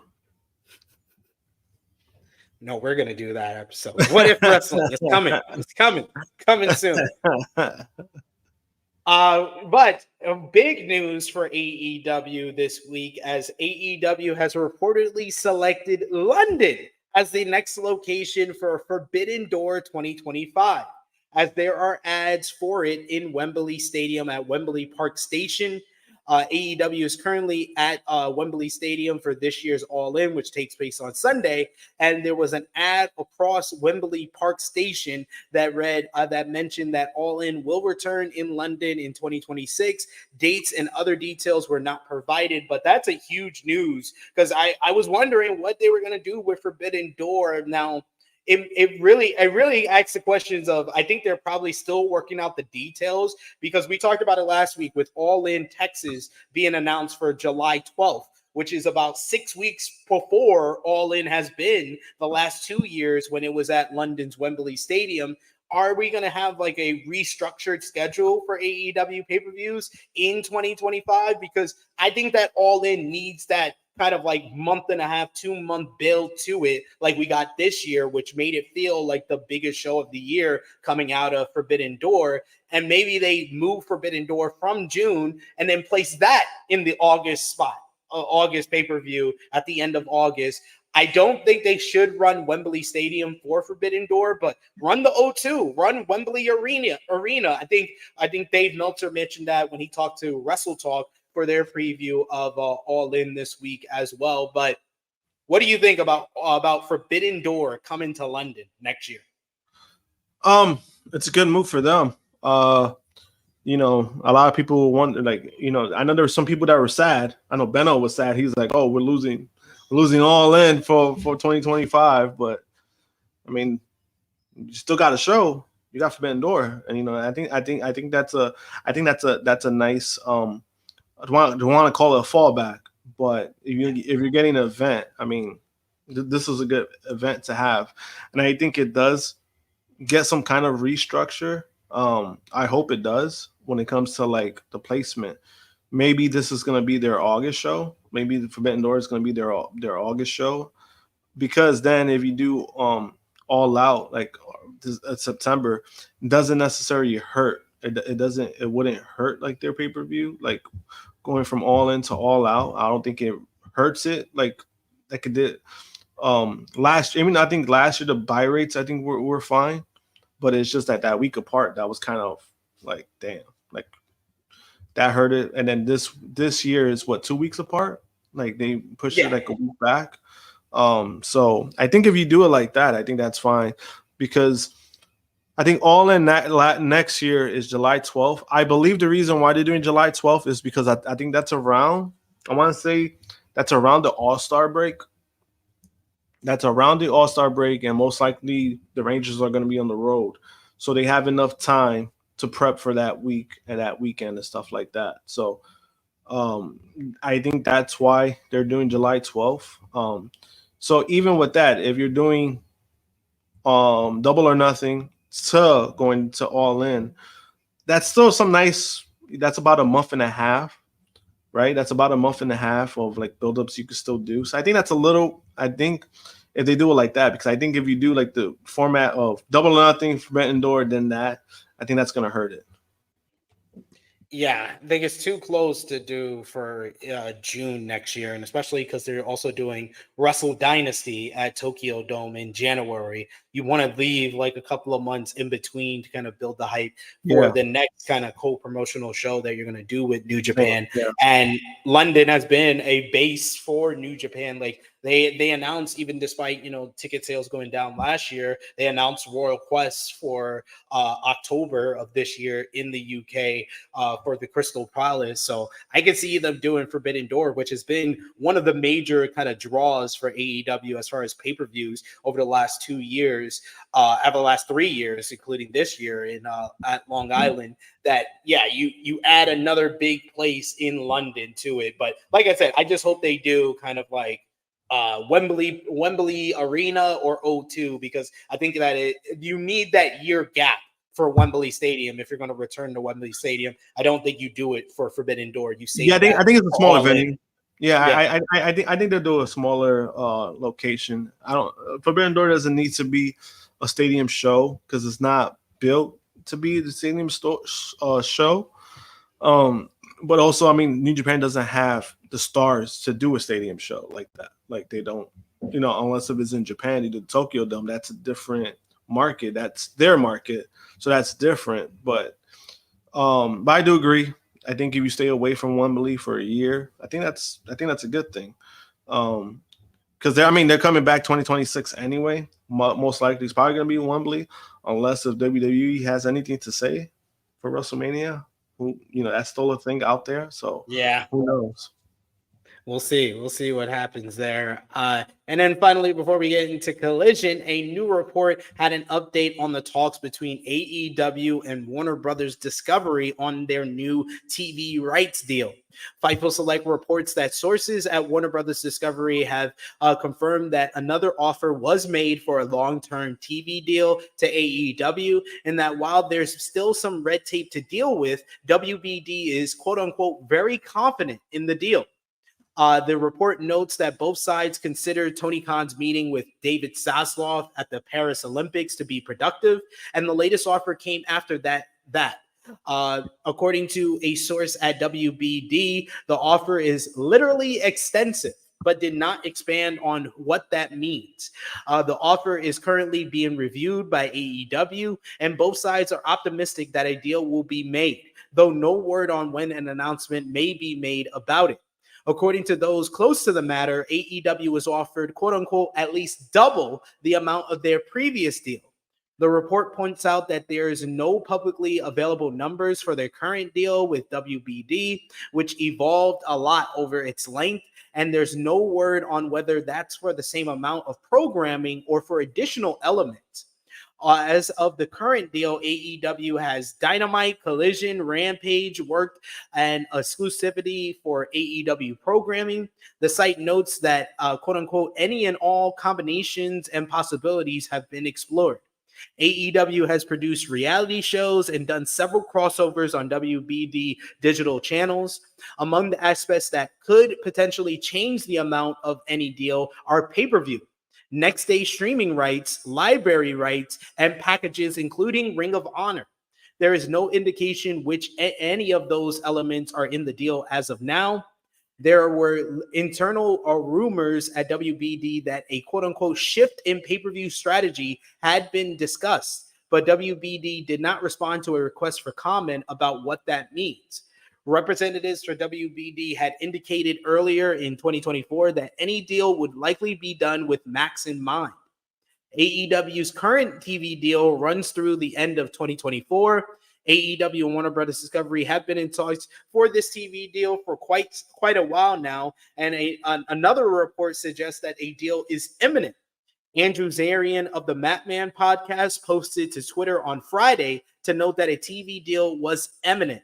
He said in a later tweet, WBD sources have expressed continued confidence that a deal is happening with a significant increase. Plans for AEW content in 2025 on WBD continue to shape up, and there's still no word on when the deal may be announced. I am hoping we can just close this whole book and finish talking about this on next week's show, because I'm hoping that Tony Khan announces something on All In. That is the stage to announce if you finally got this big deal that makes this whole company a success, period, puts the stamp on it, and makes a lot of people that have been talking shit for a long time look back. Yeah, we even had somebody in here that said, oh, fans don't take AEW seriously because they don't have a new TV deal. Apparently that affects fans. All right, cool. Hey, if it affects them, so be it. I mean, I don't worry about what other people's making money. I worry about what I'm making money. But I just want to be done with the updates and the reports and everything like that. I just want to put a bow on it. If it's imminent, the place to announce it is on All In.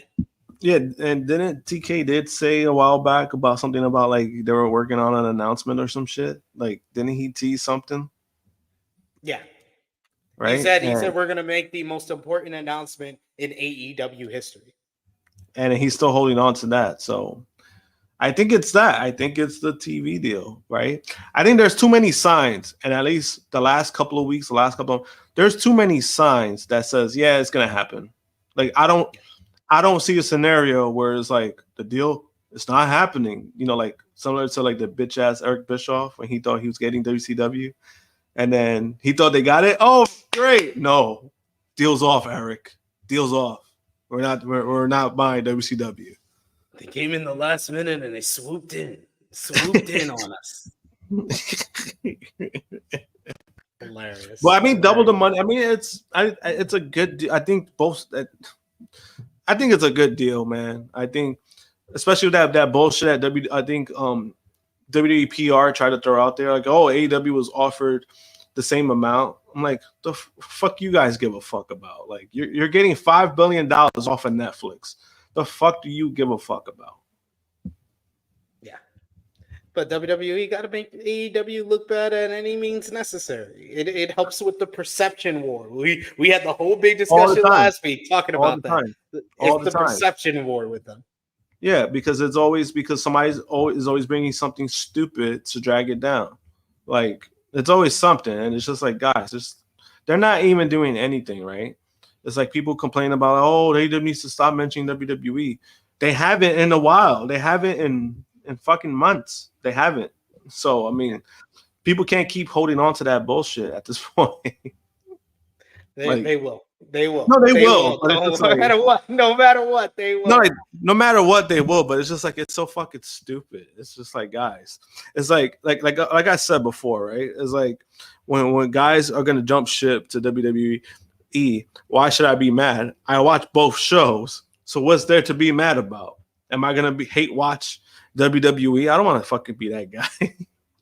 I don't want to be that guy. Those people are miserable. And I don't like it. That's the worst. That's the worst. Baby Seth saying backstage, if true, do y'all think they got the double the money because TNT no longer has the NBA? I don't think that the AEW deal was dependent on anything going on with the NBA. Does it help that that they lost out on the NBA? Yes, it helps in the matter of WBD will be probably more kind of proactive in keeping not even more focused, but more proactive in keeping one of their valuable properties if they lost out on their biggest property in the NBA. I can see that. I mean, again, when they were doing all the talks, I mean, WBD was also talking to the WWE. You know, they're doing that like their due diligence. There's nothing wrong with that, right? Because you want to get some feelers of, hey, what's this worth? What's that worth, right? So I don't think that was a problem. But I also don't think that was an issue because they even said it like, yeah, if we get back to NBA, it's not going to affect AEW. I don't think that was ever a thing that people might have think it was or whatever the case may be. Now them losing the NBA doesn't help, yeah, but then also they're about to, if they go forward with the legal suit, then that's another case like that. That's another layer of we don't know where that's going to go.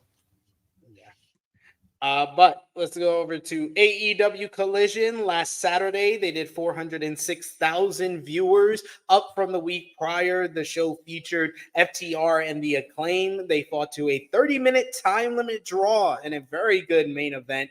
The outcome led to Tony Khan announcing via Tony Schiavone that the AEW World Tag Team title matchup at All In will be a three-way with FTR, the Acclaim, facing the champions, the Young Bucks. It also led to a big brawl between the two teams to close the show last Saturday, but the match is now official. for All In. You also had Dr. Britt Baker, DMD. She beat Harley Cameron. Post-match, Mercedes Moné and Camille showed up and came out with Camille laying out Baker after Baker tried to hit her with a kendo stick. She broke it over her knee and then laid out Britt with the Dominator. Also, Hologram continued his winning streak, picking up a win against Angelico. A very fun technical-based matchup between the two luchadors. Claudio Castagnoli gained momentum ahead of Dynamite, picking up a win over Leo Rush in a good matchup. You also had, finally, the Ring of Honor World Tag Team titles on the line as Sammy Guevara and Dustin Rhodes beat Undisputed Kingdom, Matt Taven and Mike Bennett, in a very good matchup to win the Ring of Honor World Tag Team titles in only the second match that Sammy Guevara since his return, and the second match that him and Dustin had been as a team. Okay. AEW Rampage, the show featured the conglomeration defeating Johnny TV, Brian Cage, and Beast Mortos in a fun trios opener. Roderick Strong picked up a win over Fuego del Sol, making his official AEW return after Roddy officially entered himself in the Casino Gauntlet matchup. Mina Shirakawa of Stardom defeated Robin Renegade in her first AEW match back since June for Shirakawa.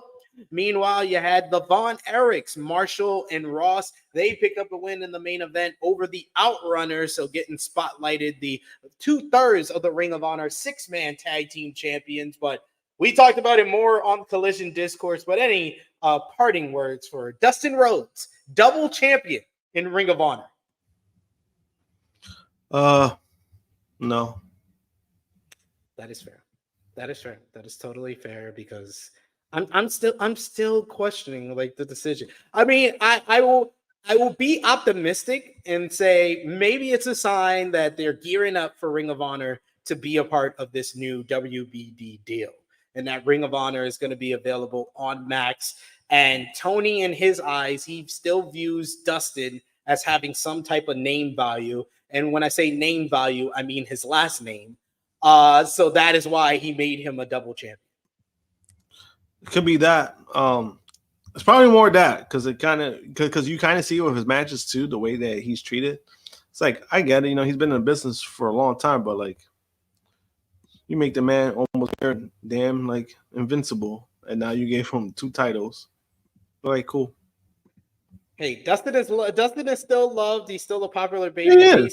He plays a great babyface in peril in the tag match with Sammy, who comes in with the fast-paced hot tag, and he does the same with the Von Erichs, with Marshall Von Erich, who's really been impressing me during his run with Ring of Honor so far. But it's just mind-boggling to put 2 titles on a 55-year-old who's on a contract year. So. Hey, so be it. But we got our next run-in here, our next guest star on the show, my man, the main man, the marijuana enthusiast, and one of the low-key MVPs of the channel, because he is the voice behind all of our shorts here on the Tru Heel Heat YouTube channel. Chris G is here for our 7-year anniversary. How the hell are you? Your eyes do not deceive you. I'm not a fucking ghost. I'm real. I'm back. Chris G's back on Tru Heel Heat, baby. It's been months, but my face is back here, and it feels good to be back. 7 years. 7 years. 7 years, ain't it beautiful? And I think it's been more than a year since you've been on the flagship. It's been a while, sir. Good to see you. The last time I was on here, was like with Alex McCarthy, like before like SummerSlam, like 2 years ago. So it's been a while. I'm currently in my place of employment. I work on Saturdays, so I just came in briefly to just chop it up with you guys. But yeah, that's why I'm usually not on Tru Heel Heat whenever you need me. But I had to pop in for today. Absolutely, we love to see you. Glad to see you here. And like I said, with the intro, you've been killing it, sir. I know Josh showed you love in our Tru Heel chat, but I got to do it on air for everybody to see. You've been doing a spectacular job with our shorts, been getting a bunch of views with your 1 minute shorts, even sometimes where you're just basing it off the clips because you mess up on stuff. But I love you for it. I love you for the dedication that you keep it consistent. I've been doing a better job of like getting actual highlights and reading results, even if I can't catch the show. So like I'm more in tune with what's going on when I actually make these shorts. But thank you to everybody who checks them out, takes the 50 seconds to 60 seconds of their day to just give us a like, give us a view. A lot of early nights or early mornings go into these shorts. So I'm just glad that, you know, they're helping out the channel. They are. You are killing it, sir. We're glad to have you here. So we asked Baby Seth, we asked Josh, we asked the chat. What is your kind of favorite moments, favorite episodes, anything, favorite discussions from 7 years of Tru Heel Heat Flagship podcast and more than 6 years of this channel here? It's hard to like pinpoint one episode or one instance, but my most fondest memories, I think, are before I even got officially like with the Tru Heel Heat brand, when I was just like a spectator in the comments.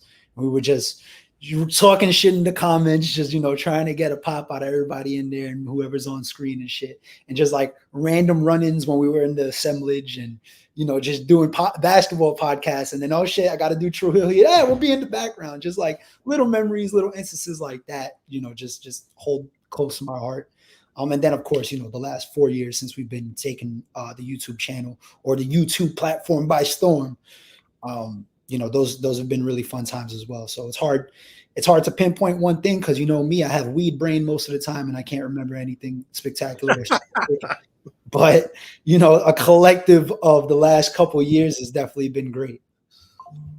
Yeah, we got people in the chat who says you love the background. You're fuck me up even more. He says, "What am I smoking?"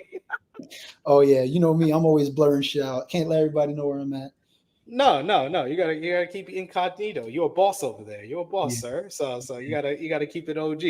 But this is All In weekend. So since we have you have any predictions, anything you want to say about the big card tomorrow in Wembley Stadium, and what match are you looking forward to the most? Well, I definitely agree with you guys. I think the big announcement should be for the TV deal. I think the deal's done. So why not announce it on the biggest stage that you're going to have all year? So hopefully that's what the announcement is. If the big announcement is fucking Ricochet, I'm going to lose myself. I might just throw my TV at the screen. My shoe at the TV. My TV at the screen. I'm still high, guys, like from this morning. So my words are still slurring a little bit. But you guys got the gist of what I was trying to say. I'm probably looking forward to low-key Mariah May and Toni Storm a lot because it's just been a really good story surrounding it. But I also want to see, of course, Bryan Danielson and Swerve in the main event. And Ospreay and MJF. I mean, those are probably like the three marquee matches for me. Yeah, most definitely. I said like earlier that the build for those three matches and Mercedes and Britt is probably better than any of the builds for last year's show. Like, it just feels like this is the biggest show of the year because of how much time and how much focus those matches have gotten. So Mariah May and Timeless Toni Storm is one I'm looking forward to the most. I think someone in the chat earlier saying they wish they had like a stronger go home segment, but I just saw this morning that at the boxcar celebration for the fans, Tony pulled up on Mariah and jumped her over there. So they still built into the matchup. Nice. That's how you got to do it, man. That's how you got to do it. And it's good to see both of these women can kick ass. So I'm sure they're going to kick each other's ass. It's going to be a hell of a match. So who is your prediction? Who do you think walks out with the AEW Women's World Championship? I think this feud potentially has more legs. So I would go with Mariah May. I would make the title change. And then we could blow off the feud, you know, at All Out or perhaps another pay-per-view down the line. Have a stipulation behind it and maybe have Toni Storm. I don't think Toni Storm's time as champion should be up, but I think, you know, Mariah May winning it along the way, Toni regaining it makes for an even more compelling story than it already is. So that's the way I would go. Yeah, and it's getting a lot of publicity. It was on the front page of BBC News this morning. They're covering like the whole big like storyline that they've had over the last 9 months. So people care about it and love to talk about it. And So we have Chris G here, and we have Josh on the show as well. Josh, here's your opportunity to shit on Chris G as you usually do. Nah, I mean, like I said, he's more valuable than Roberto Amaro was for the Mets. So, and I still don't know if that's a compliment. I still don't know. Like I told you it was a compliment because he was pretty valueless as a Met, but I mean he sucked as a Met. So that's what I'm saying. Like you're more valuable for Tru Heat. Ordonez. I don't really know how I feel about it. I mean, if you want to hit like 1 or 2 home runs, sure. That's basically all I'm good for nowadays. 1 or 2 home runs, and I'm batting 180 the rest of the year. I will say though, I will be making my return to Elite Heat within the next few weeks. So as long as I don't, because the basketball season's starting back up, as long as I don't have games on Wednesdays, you can count me in for Elite Heat. I'll be joining my tag team partner Josh again on Wednesdays. We got to team up for Tru Heel Heat check because we still haven't talked about the Boston Celtics winning the championship Steph Curry what he did in the Olympics. Like, come on. We got to do a preseason. We'll do a preseason episode where we'll cover the off season and the Olympic stuff, and then hopefully we could try to get a little bit more consistent with the sports stuff. Yeah, for sure. We do have another super chat donation from your namesake. Big Hero Chris, he says, happy anniversary, gang, and congrats, Josh. Thank you so much, Big Hero Chris. One of the best. Check out his content over on social media. Always making me laugh with his responses to stuff and his videos and stuff. And we always love seeing you in the chat with us. So good shit there. I know, Chris G, you're on the clock. You're doing great work, but we appreciate you for joining us today. Let everybody know where they can follow you on social media and when they will see you again or hear you again on a short. Well, I appreciate you guys. I appreciate you, Sid. I appreciate the rest of the team for all the hard work we've been doing for the last 7 years, especially but the last 4 years that I've been here. It's been a real pleasure. So we're going to keep it going. We got plenty of shit planned. You can catch my shorts on the YouTube channel or on the TikTok. I'm usually doing 4 or 5 a week. Collision, Dynamite, SmackDown, Raw, NXT, Impact. I try to cover it all. So get on the shorts, get on the YouTube shorts, get on the TikToks. Elite Heat Wednesday nights. I'm making my return probably in 2 weeks. So once September hits, you'll start seeing me more often on there. I got a lot of good ideas for the Twitch. I want to start twitching more consistently so we can start getting some gaming up on the Twitch at night. I already got a lot of things planned, so it's just a matter of me hitting that record button and setting shit up, and we'll be good to go. And Hardcore Rewind on the Patreon and sometimes the YouTube, if you remember. I got to put out more of those. I got like 3 in the bank. I just haven't had the time to record them, but I'm working on it. I'm trying to get the consistency up, try to get the content out. We're trying to get more Chris G in 2024, Q4, going into Q1 2025. I need to start making my presence felt in the channel again. So you'll definitely be seeing more of me, guys. And Tru Heel Heat sports basketball season's coming back. 1000%. Like, thank you so much, Chris G, for being a part of the team, whether it be for Blunt Impact, whether it was for any other show. You've done multiple different shows. Joints and Jabronis, it's all started. Joints and Jabronis, here on the Flashship, and now with the shorts, you have been a very valuable member of the team. So thank you so much for being a part of what we've been doing here for the past 7 years, but more specifically the last 4 years for sure. Anytime. I appreciate you guys. No, V, this is my real hair, man. I've just been growing my shit out crazy. Hey! I look like Farquaad right now, so I'm just gonna tie that back up and put my hat back on before I start asking for Thelonious. But yeah, he got the El Papi. Yeah, when I saw him in Chicago, I was like, man, you look bad different. Wait till you see me next time. I'm gonna have the Razor Ramon curl. And I'm gonna just carry a toothpick all around. You guys won't recognize me for shit. But let me get back to work. I appreciate you guys. Thank you for having me on, and I'll catch you guys on the channel soon. For sure. Thank you, brother. Always love seeing you. Josh, yes, I hate you, but I love you too. I'll see you. You know what's funny? I was bracing myself. I'm like, yo, I know he's gonna say something. You knew I was dropping it on the way out, motherfucker. All right, guys, love you guys. I'll see you soon. Peace out, brother. But yes, one person goes out, we got to get another person in to celebrate 7 years, and this one is a special one because he is my original co-host here on the Tru Heel Heat Flagship podcast, your resident Tru Heel alcoholic himself, Top guy JJ from work. We got two. We got back-to-back people calling from work. Listen, man, you trying to get everybody from the crew in trouble. Just saying, man. What's going on, everybody? Pardon my sound. Still fighting a little bug. It ain't that, but still fighting a little bug. It ain't that though. Oh man, glad to see you, good brother. I had to hit y'all up this morning and be like, nah, we need y'all to at least make a run in. I know you're working, I know y'all busy, but you got to make a run in. It's 7-year anniversary. We were talking about me and Baby Seth, with Baby Seth acting like he couldn't drive the car in your room behind the camera, stumbling and mumbling as we're talking our shit, and you trolling me with Jinder Mahal. It started all there. 7 years ago. Then that come full circle like 2.5 weeks ago. Well, actually, this was last month when you sat there and tortured me for 45 minutes with the Maharaja shit, and then a freaking cardiac issue with Ric Flair. It like came full circle. You tortured me for 45 minutes with that. Like, I was like, why isn't Josh here to tell you to shut up?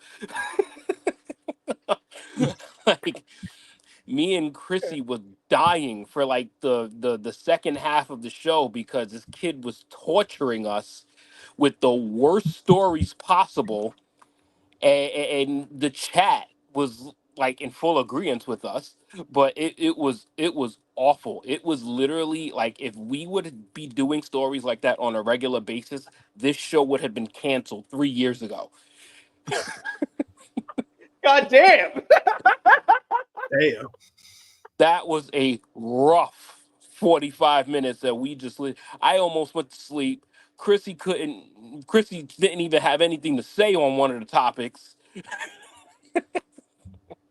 Well, there And he you was go. like, yeah, I did that on purpose for y'all reaction. I was like, yeah, of course you did, bastard. Quality content. That's what I love Full to hear. circle moment. It was full circle, though, because I bothered you for 2 years about that bum. I was his biggest fan, becoming the 50th WWE champion, and getting the red carpet entrance, and getting the new theme music and the new Titantron video and all of that, trying to hype it up, holding the title for 171 days. He knows how many days he held it. Oh God, that was a Oh horrible, yeah. Come on, man. horrible time. I had to have ammunition for you, man. That was a horrible time in my life, starting my podcast career with Jinder It was Mahal, the WWE worst champion. best time. It was the worst best time ever, because I knew how absolutely horrible it was, but I knew that no one, with the exception of a few true heels, would be on my side. There was people on your side, and I was just like, WWE booking in 2017. That's how we were living back then. That was a whole hashtag. Whole hashtag. It turned into WCW booking in 2017. Oh, we got Nicky Boy in the chat. He says, my favorite top guy JJ rant had to be the one about Seth Rollins versus Fiend, Hell in a Cell match. LOL, RIP Bray. Dude, yes. that is how y'all know how much of a fan of Bray Wyatt I've been for so many years, that pissed me off to the level of my head exploding. Like I between that match and the Goldberg one, I started to legitimately hate the company. Like, I started to legitimately hate the company. When you give me Seth and Goldberg, those two matches in a year, oh my God, I hated everything that place stood for. And then they followed that up with the WrestleMania 37 shit with Randy Orton. Like, it's like that. It was like, yo, they are just putting this man through the ringer to just let him know that, yeah, you can't make ideas better than us because we're just gonna bury you. Nope, you're making it bad, so we're gonna make it bad for you. Yeah, that was awful. That was so bad. Oh my God, that was so bad. And that Seth Rollins one, I still can't unsee that stupid ass hammer. Oh my that stupid fucking hammer that looks like he literally took from the Arkham Asylum game. Like that was so awful, so awful. And My favorite rant of yours is the one about Booker T being an Uncle Tom. That's probably my favorite when we had Andrew Thompson on oh and we my, talked about. yeah. I mean, that's an that's another one, man. And yeah, I mean, still is an Uncle Tom, still is an Uncle Tom, but I think he's become, I guess, more passable. Not like I don't like have the venom towards him as much as I did, but he's still annoying as fuck. He's still corny. He's still a fuck, yeah, exactly, ValaB. You just said it right there. Still cooning, still Uncle Tommen, still being that legit corporate sellout. But it's like, all right, he ain't gonna change. So who the fuck am I to keep venting about something that he's probably only gonna get worse about? True. So it was like, I ain't wasting no more energy on this clown. Fuck him. But we need to ask you, as we've asked everybody who's jumped on here, what is your favorite episode, moment, discussion that we've had here on 7 years of the Tru Heel Heat Flagship podcast? I think I even said this last year, and I say it again this year. Until we hit a powerful episode that mattered as much as the Black Lives Matter episode that the three of us did, I don't think that there's going to be a more important episode of Tru Heel Heat. And that was probably, I would say, my favorite because of the level of courage it took for us to do that. We were in a very uncomfortable place in society in that year in 2020, and we had the courage to do that, and there wasn't many shows that was doing that until we ended up doing that, and we didn't shy away from how we felt. We didn't shy away from making people open to how they felt. We kind of helped a lot of people kind of open their brains to truthfully say how they was feeling. And because it was a very uncomfortable time to not only be black, but to be black and to have a voice. So I thought that us doing that was very, very powerful and very, very courageous of us to do, because it's like, that could have been our last episode. That could have been our last episode. But we it's like, we just gonna be us. And it's like we rocket shipped from there. That was one of our first episodes that did over 1,000 views, and the fact that it's basically taken off since then, and basically almost every episode is doing that now. But that was like the pilot one. That was the first one. We was like, yo, this is at 500, this is at 600, this is at 800. Yo, this is like the highest viewed show. So that meant something. That really meant something. And that, obviously probably not like the funnest topic, but that still was like, to me, like growing up and being a grown ass man, that was probably my favorite one. I think that was Josh's first show. Wasn't that your first show on the flagship? Look at that. Yeah, I Look think at you're that. muted, Josh. Look at that. Look how far you've come. Yeah, that was my first one.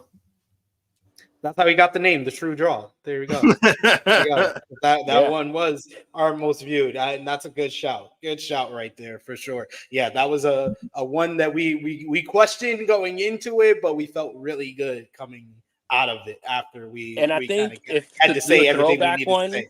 to do a throwback one, I think the throwback one that was one of my favorites was the one that we did in Philadelphia. The episode was called "A Line in the Sand." This was Tru Heel Heat 6. Yeah, when I got hit in the head with the championship belt to This close was the Tru show. Heel Heat 6. So what episode is this right now? What episode are we on? 291. 291. So episode 6. Think about OG status right there. Us sitting down on a couch shouting at each other about all of the shit that we could not stand, and then shouting at each other just because we wanted to, and we were just fucking idiots. And then he gets attacked. Then he gets attacked during the show. So, I did. and then he ended up getting suspended from a show 2 weeks later because he decides to do a run in, and then we have to do a contract signing before the inevitable WrestleMania match. The in the what was it? What was this place? The True. Oh my God! What was this place in New Orleans? What was it called? What did we call it? Was it the New Orleans Asylum or something like that? Yeah. Yeah, it was Roy. Roy gave me the contract to sign. We had the Tru Heel compound. The The Tru True Heel Heel compound. compound. There you go. Yes, because we were like the Hardy compound. We were like The the True Tru Heel Heel compound. compound. Yeah. And that, oh my God, the size of that fucking room that we fucking shot that match in was fucking gigantic, bro. We talked about making the hole in the wall because I didn't slow down on that spear and I just ran into the wall. You just ran into the wall, over the bed, through the bed. Yeah. But that shit looked good. Good stuff. It was good stuff. Fun times. Yeah, I still remember fondly our first 10 episodes, and we had an arc. We treated that like it was the first season of a show. Like it was the first season of The Boys, and we had an arc that we Yo, do you remember when Steve had to drag baby Seth off the set? Yeah, Steve was the security. Steve Stash. Shout out to Steve Stash. Yeah, he was security dragging baby Seth off of the stage when he tried to attack me again. Great stuff. Great stuff, man. Great stuff. All the stupid shit we did, and then here we are, 7 years later, about to be 300 episodes in. I dare one of you other motherfuckers find me another group that did the ridiculous shit that we did, and still here 7 years later. Mickey Boy says, "Who remembers Baby Seth's loud ass laugh when he was behind the camera? That used to get me in trouble. That was used to get me in trouble at my job when we were filming at my job because he was so loud." You remember when we was screaming in here we go. Episodes? Everybody was calling for it. There we go. She's here. Say hi to the people. All right, guys. Well, I do got to get ready to go back soon. All right. But 7 years. 7 years, man. I can't believe that we're doing the 7 years and we're about to hit 300 soon. I will see y'all in about 3 to 4 weeks. What is that? Tru Heel Heat, what, 290? Was it 291 right now? You said 291? Yeah. 290? I think was it? That'd be 295? Oh shit, 5 away from 300. And then you gotta plan out to have that 300 episode so you can drop in even if you're working.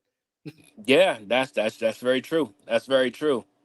But I'm just say this team is on one, man. This team has always been consistent. This team always comes through. This team always pushes. This group of people that has this passion for wrestling that's actually friends. Any chance that we get, everybody's in. Most of us are in different states at this point now. So the fact that a few of us are still in New York, but everybody's a lot of people are in different places now. So to be able to still do this and still have a way to connect and still be, as raw as we can to everyone that we engage with, and it's been a while since the whole crew has gotten together for like an actual wrestling show, which is I'm hoping Grand Slam. I'm hoping Grand Slam is something that most of us links up for. But we're holding out hope for that. I know I'm definitely going to Grand Slam, but it's always been good, man. This is passion that we've had since little kids. So the fact that we just get to do this and just talk shit in front of a fucking camera, like, I mean, God, can you think of anything cooler? No, it's the best. It's the very best. So we gotta thank you for coming through, showing us, and yes, thank you for the past 7 years, being my tag team partner, being one of the main voices of the channel, and starting this thing, which we are 7 years into, on to 10, on to 20, when Harlem pulls my old ass out and takes over. There we go. Yes, sir. Thank you, sir. And I love the fact that Josh, the way you just stepped in and just filled in just beautifully, the way you just meshed with SP and Krssi, like it's almost like there would be nobody that's more perfect to fit this than you, because You keep it authentic. You keep it 100%. And that no matter what anybody says, it never wavers your opinion, which is why I like having the interactions with you, because no one changes how the fuck you feel. And I swear to God, you better not ever change that shit. Not me.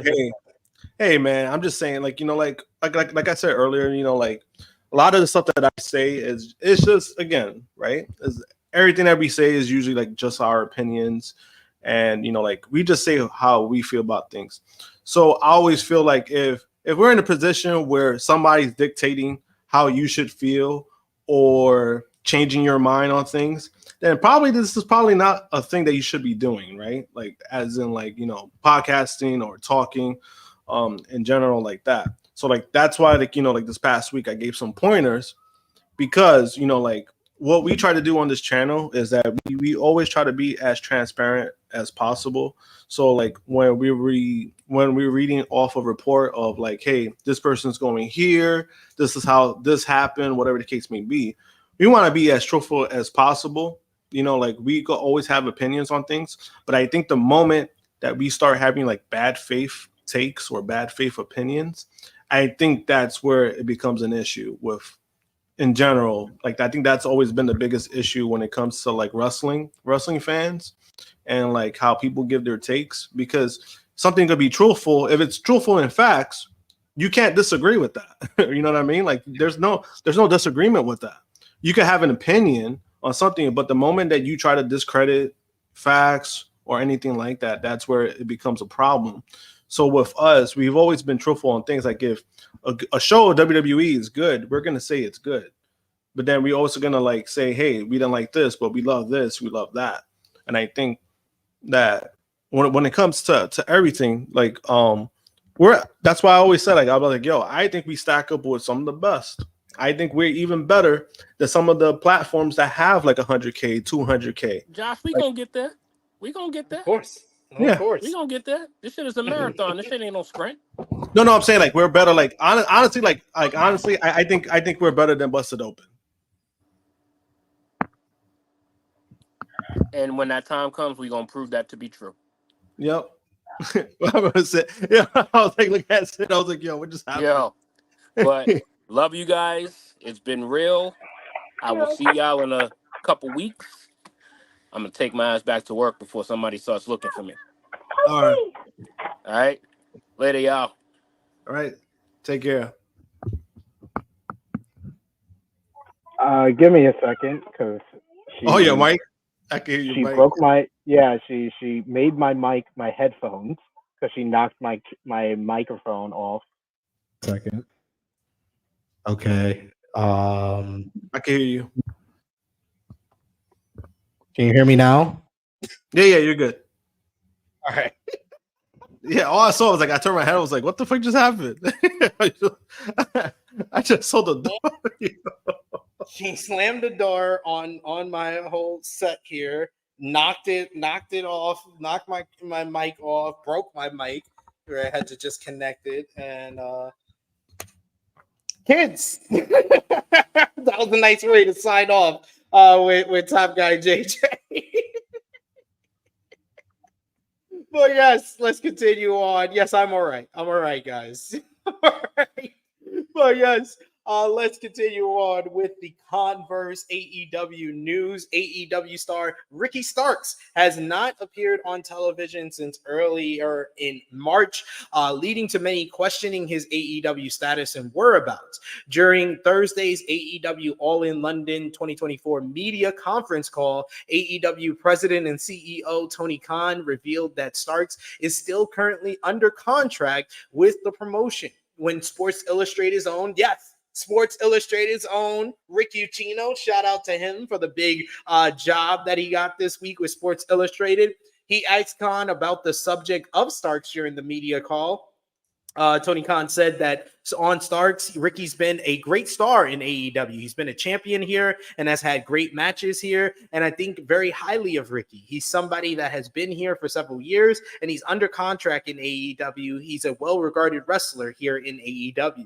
Ricky Stark's status became a hot topic of discussion earlier this week when Worked Wrestling posted a GIF of Ricky Starks during the August 20th edition of WWE NXT. This led to Jason Solomon, who is a podcaster, Monster, who is also the co-commentator over at HOG, House of Glory, posted on Twitter/X. And he said, I quote, "As I just mentioned live on TNT, I've heard Ricky's contract actually expired in July, and he's been a free agent or perhaps was a free agent. Khan's comments are denying this rumor, at least for now. Also, Khan did not clarify how much longer Starks remains under contract with the promotion.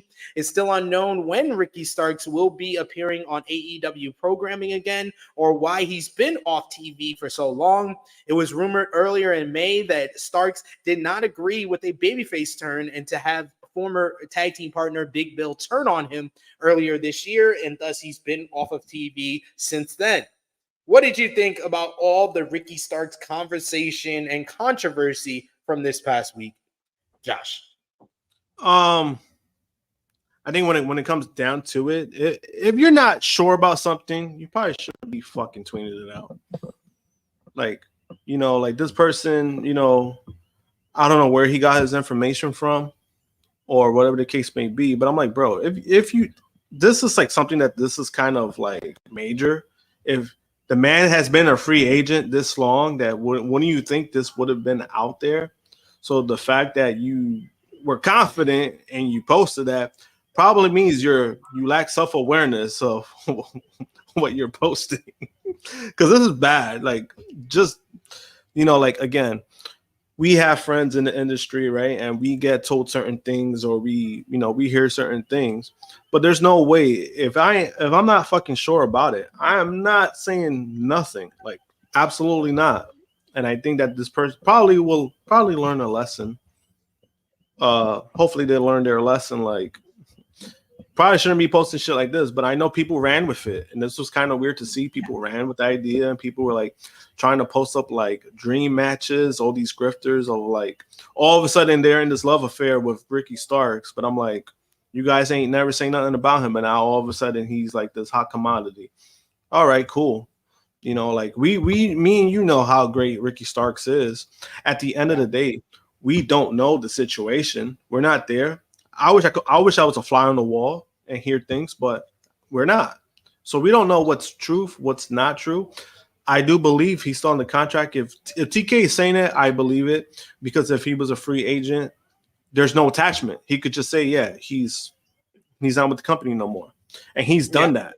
He's done that at times. He's done so at times where he's mentioned, we're not renewing this contract, we're not doing this, this person is on their way out. So I just don't think there's nothing to protect Ricky with by saying, oh, he's still on the contract, right? That wouldn't make any sense to me. So if he was a free agent, he would have said it. But then also, like, even like on the real aspect of things, like, would they even use him better in WWE? I don't think so. That's just my opinion. Like, when it comes to that. So it was like, again, I'm just gonna wait and see, because we really don't know what's going on with Ricky Starks. We don't know the situation. We could know, hey, we were given the storyline, and then all of a sudden, this is what happened. We don't know. At the end of the day, we just gotta wait and see what comes about it. Yeah. It's an interesting kind of whole topic that came up, and like I said, I think I said the last time we talked about Ricky Starks and AEW, it's an ongoing thing. We're not, when it's confirmed that Ricky is not under contract, then we can broach the conversation. But it felt like a little bit immature or premature of them to kind of bring it up the way they did. But we digress. But we'll talk more about Ricky Starks in the weeks to come. Bryan Danielson is scheduled to compete against Swerve Strickland at the AEW for the AEW World Championship at tomorrow's All In. The stipulation is that if he loses, he will have to retire from wrestling permanently. His contract with AEW recently expired earlier this month. In a conversation with Fightful, Danielson discussed his current contract situation with AEW. On his status, he says, "I have no contract right now. I'm not under contract. On whether anyone has reached out to him, he said, and I quote, "Not a single person. People who really know me know that I don't look at my phone very much. Even for this interview, the AEW representative and my manager were reaching out to me, and my manager ended up calling my wife, and then my wife called me to remind me I had media this morning. It's a blessing and a curse. It allows me to be more in the moment as with my wife and kids and doing all these different things. But when people want to really get a hold of me, then I'm not available. That said, right now I have 3,998 unread text messages. I'm almost at 4,000. There is also a lot of missed calls. There could have been somebody in there that would require me to go through and look at all my missed text messages. Bryan Danielson never changed. Meanwhile, Bryan's all-in opponent, Swerve Strickland, was in the news, and he said that he confirmed that he is renegotiating his deal with AEW. In an interview with Barstool Wrestling, he said, and I quote, "I've always said that me winning the AEW World Championship was phase 2. That was the beginning of phase 2 of my career. Right now, I'm in the midst of like a renegotiation stage, but because I'm really enjoying my status here in AEW. I'm enjoying everything about the locker room, the roster, the talent, the promotion, and I love the fact that I'm a really big part of building the company to different revenue, different avenues, and things like that as far as AEW." He continues, "So that's going to be the beginning of phase 3 of my career. And this is truly just the beginning of what's about to happen for me, not just the wrestling side, but everything altogether as a performer." So with those two men kind of contract status, we see Swerve gonna probably re-sign and renegotiate. Bryan seems like he's very comfortable with not having a contract right now. Someone who may be signing a contract with AEW is Michael Oku. And he made his AEW debut in a dark match on Wednesday ahead of the Cardiff taping. Per Fightful, Oku faced Serpentico for a dark match, and Oku was accompanied to the ring by Amira.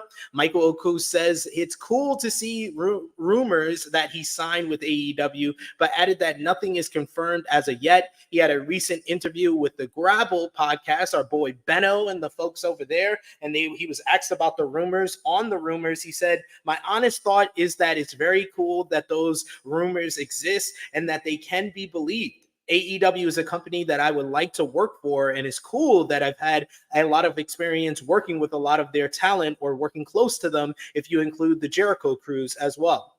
On his current status with AEW, he said, "Wembley Stadium being anybody, the chance to perform at Wembley Stadium would be a really cool thing. And that's something I would love to tick off and do. But at the moment, it's because I'm open to and nothing more, nothing that is confirmed.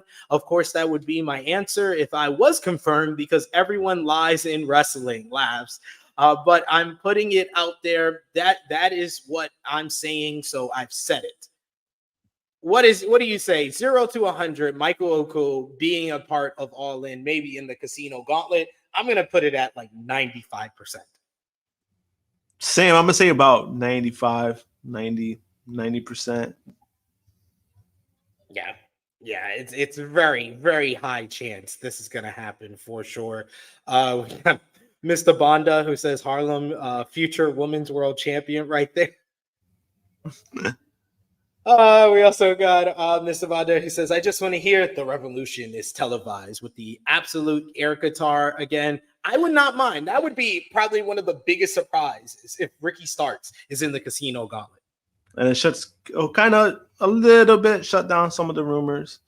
And I think that I mean, me personally, for All In, I think that would be cool for at least some people, because remember, we be getting a lot of this shit like the last several months.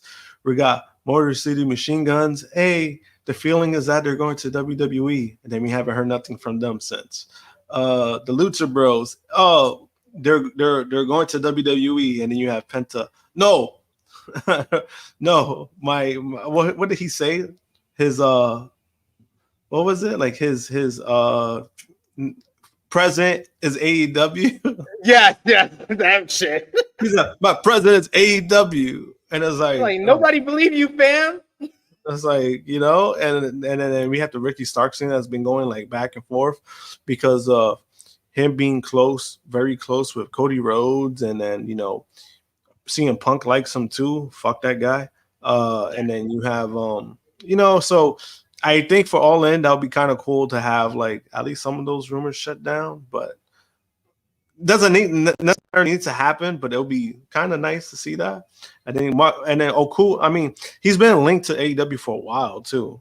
So I think something is going to end up happening unless if WWE wants to be bitches again and then try to sneak, like they try to sneak sign them. But I think Oku is very comfortable with AEW at this point. It seems like it, yeah. And I think he has like apparently like TK's been really nice to him. Apparently like he talks to him like on a personal level of things. Usually that makes people comfortable. So it seems like he's comfortable. He's worked with AEW talent. Obviously, he looks up to Will Ospreay. So I mean, I think he'll end up signing. He doesn't need to now.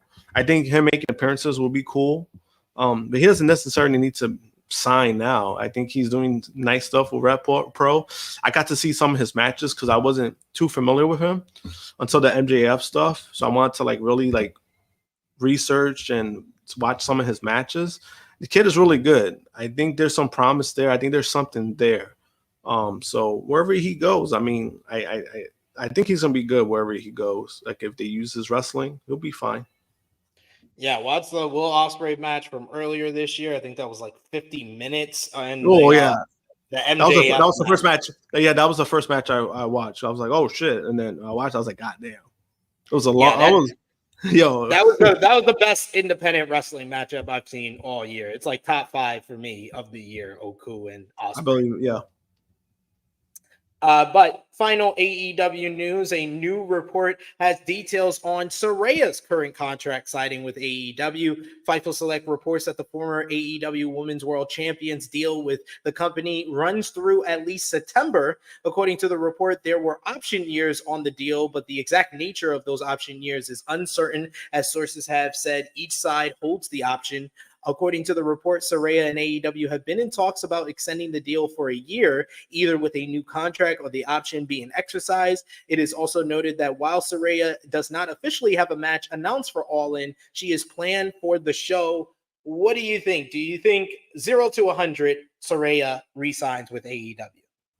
I think so. I think either re-signs or the option year picks up. Because where's she gonna really go at this point? I mean, you're gonna go to TNA? That's a downgrade. Because I just don't see her going back to I think WWE would sign her back for the petty push. That's what I'm saying. But that's like, I would hope she's not about that, because I think Paige. I mean, I'm about to say her slave name, but Saraya. I think she's smart enough to know, like, if she goes there, they're just doing it just to say, oh, we got another AEW talent, they're not going to use her. I wouldn't want that for her. Even though, I mean, her wrestling is not the strongest anymore. It's really not. But and we saw that on Wednesday. Yeah, but she still brings some value. I think she's not bad on the mic. She brings some experience. So I think she ends up staying. Yeah, I think you're right for sure. Darby Allin was also in the news this week. He has been considered for a run with the AEW World Championship, according to a new report. Allin is set to get a World Championship matchup against the winner of the All-In matchup between Sir Strickland and Bryan Danielson on the September 25th Grand Slam episode on Dynamite at the Arthur Ashe Stadium in New York. And the Wrestling Observer newsletter reports that there has been talks about Allin getting a run with the championship at some point. The report notes that an Allin world title reign has been seriously talked about, though exactly when it will happen is not clear. Danielson is the betting odds favorite to win the world title at All In, but if he does win, his title reign is not expected to be long, as he requires neck surgery and at the end of his in-ring career. Allin has been discussed to win the title regardless of who wins at All In. I don't know if Grand Slam is the spot that I want to see Darby Allin win the AEW World Championship. But I've been calling for a Darby Allin AEW World title run for at least a year now. I think that he is no question a guy that is the future of this company. Yeah, I mean, it'll be cool to see. It's just a matter of are they going to pull the trigger or not. Me personally, I'll do it at Wrestle Dream, right? Because isn't he from like where they're doing it at? Yeah, Tacoma, Washington. He's from the Washington, Seattle area. So I'm like, I would do it there, but I'm like, if that's, you know how it is in the wrestling business, if that's what they got to do, that's what they got to do, right? If the talent's saying like, I can't go that further out. All right, gonna do it here then. So me personally, I would do it there. But seeing him champion, it'd be interesting as fuck. I would say for sure. Yeah, I've said it before. I'll say it again. Darby Allin might be one of the greatest TV wrestlers I've ever seen as far as his character, the pops that he gets, the matches that he puts on. And I would love to see him as AEW World Champion. It's just a matter of when, like Negro Buck said. It's a matter of when, not if, with Darby. Yeah, it's a matter of when. And then, like, you know, the injury history, that does play a factor as well. So, I mean, I'll be for it. Ring of Honor TV this week. The show featured Mark Briscoe defeating Beast Mortos in a good main event to retain the Ring of Honor world title. You also had Lio Rush beat Tony Nese in a pretty good bout. Cage of Agony picked up a win over Fuego del Sol, Serpentico, and ROH TV champion Atlantis Jr. in a decent trios matchup, while Dustin Rhodes, Devon Eric, Sammy Guevara picked up a win over Undisputed Kingdom and Dark Order in the opener to the show. And then last night, CMLL, an AEW star, won a big matchup as Claudio Castagnoli won CMLL's International Grand Prix. CMLL's International Grand Prix is an annual 20-man elimination matchup that pits the company's stars against a team consisting of international talent. The AEW star emerged victorious in CMLL's annual elimination matchup that took place Friday night in Arena, Mexico, after Castagnoli defeated Volador Jr. for the win. He accepted the Grand Prix trophy given to him by the Swiss Embassy of Mexico. So Claudio Castagnoli's had a hell of a week. We talked about him getting the win over Lio Rush on Collision, had a 20-minute banger with Okada on Wednesday in Cardiff, then went on the flight to Mexico, wins the International Grand Prix, and now he's flying back he's going to be on Collision that was taped in Cardiff on Wednesday tonight, and then he'll be on the All-In card on Sunday. He's getting his freaking flyer miles. That's crazy. That man is crazy for that. Holy shit.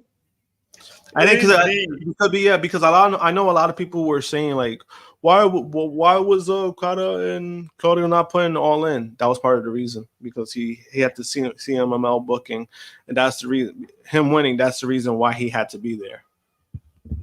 Yeah, it makes a lot of sense.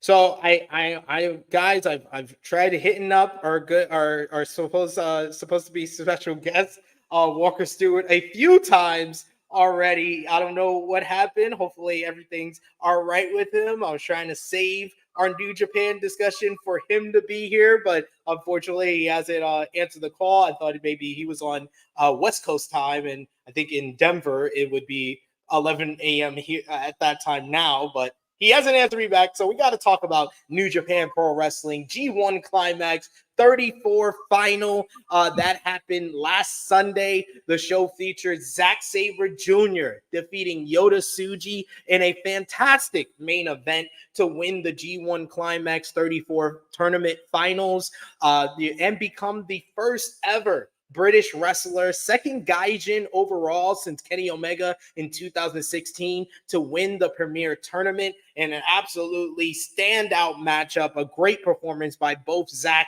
and Yota Tsuji in this one, and Zack Sabre Jr. breaking tradition in the post-match, but we'll get to that shortly. Also on the show, you had Los Ingonables de Japón. They picked up a win over United Empire with Hiromu Takahashi pinning never openweight champion Hanare to earn a shot at the title. Meanwhile, Tetsuya Naito and Great Okan went at it as well as LIJ picked up the victory there. Chaos picked up a win over Bullet Club War Dogs after Yoshihashi pinned IWGP Global Heavyweight Champion David Finlay to earn a shot at that gold. And House of Torture beat the team of Hontai, which was really about El Phantasmo being offered a spot in the House of Torture. But in the end, it was El Phantasmo choosing love over hate by not accepting his spot in the House of Torture and fighting with Jado against the group until they were completely overwhelmed by the numbers. And Evil said, I didn't even want you in the group to begin with. But like I said, the G1 Climax 34 final was all about Zack Sabre Jr. picking up the victory after his win in the G1 Climax 34 tournament final. Zack Sabre Jr. announced that he is breaking the tradition of waiting for his title shot at NJPW Wrestle Kingdom 19, and he will have his IWGP World Title matchup on October 14th at King of Pro Wrestling against the winner of Tetsuya Naito versus Great Okan at Destruction in September, so he can bring the title back to the UK for Royal Quest on October 20th.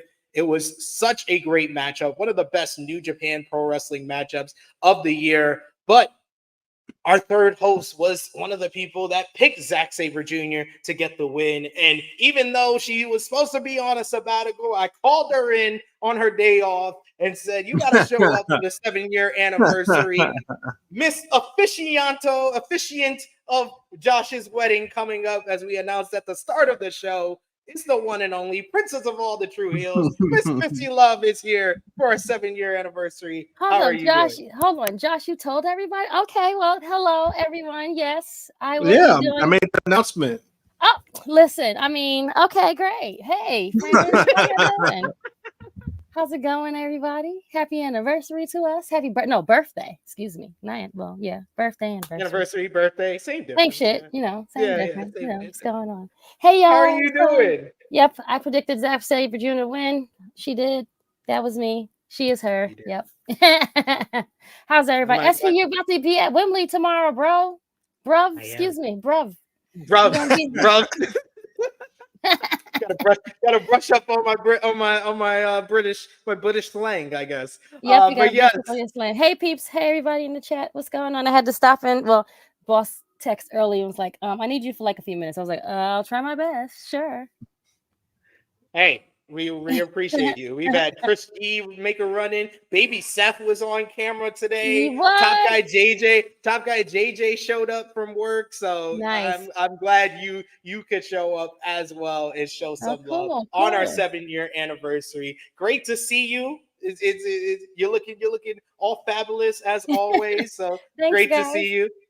Yep, I'm here. Nice to see everyone. You need an officiant? Call me. I'm available. I was very shocked when I saw the message pretty late. I don't know why Josh doesn't have my number. But anywho, talking off the point. But I seen it and I was like, oh my God, yes, I would love to. I would be honored. And I'm excited. I can't wait. That's beautiful. Beautiful. I do feel a little betrayed. Yes, just a tinge. I didn't know all about it. No, I told Sid because I knew. Because he told me that you weren't gonna be on. Okay. So that's why I told Sid I was like that I was gonna say it at the beginning of the show because I wanted to give an update overall because I know people have been asking me, hey, when is the wedding? When it's gonna happen? Oh, okay. Yeah, so everybody's been asking me, and I wanted to like make it clear to everybody, like, hey, we're still planning on it. Don't worry. Are they gonna bring a gift? They asking, shoot. You coming with a card or envelope or something? Just saying. I mean, they bring a super chat now. That'd be great. That too.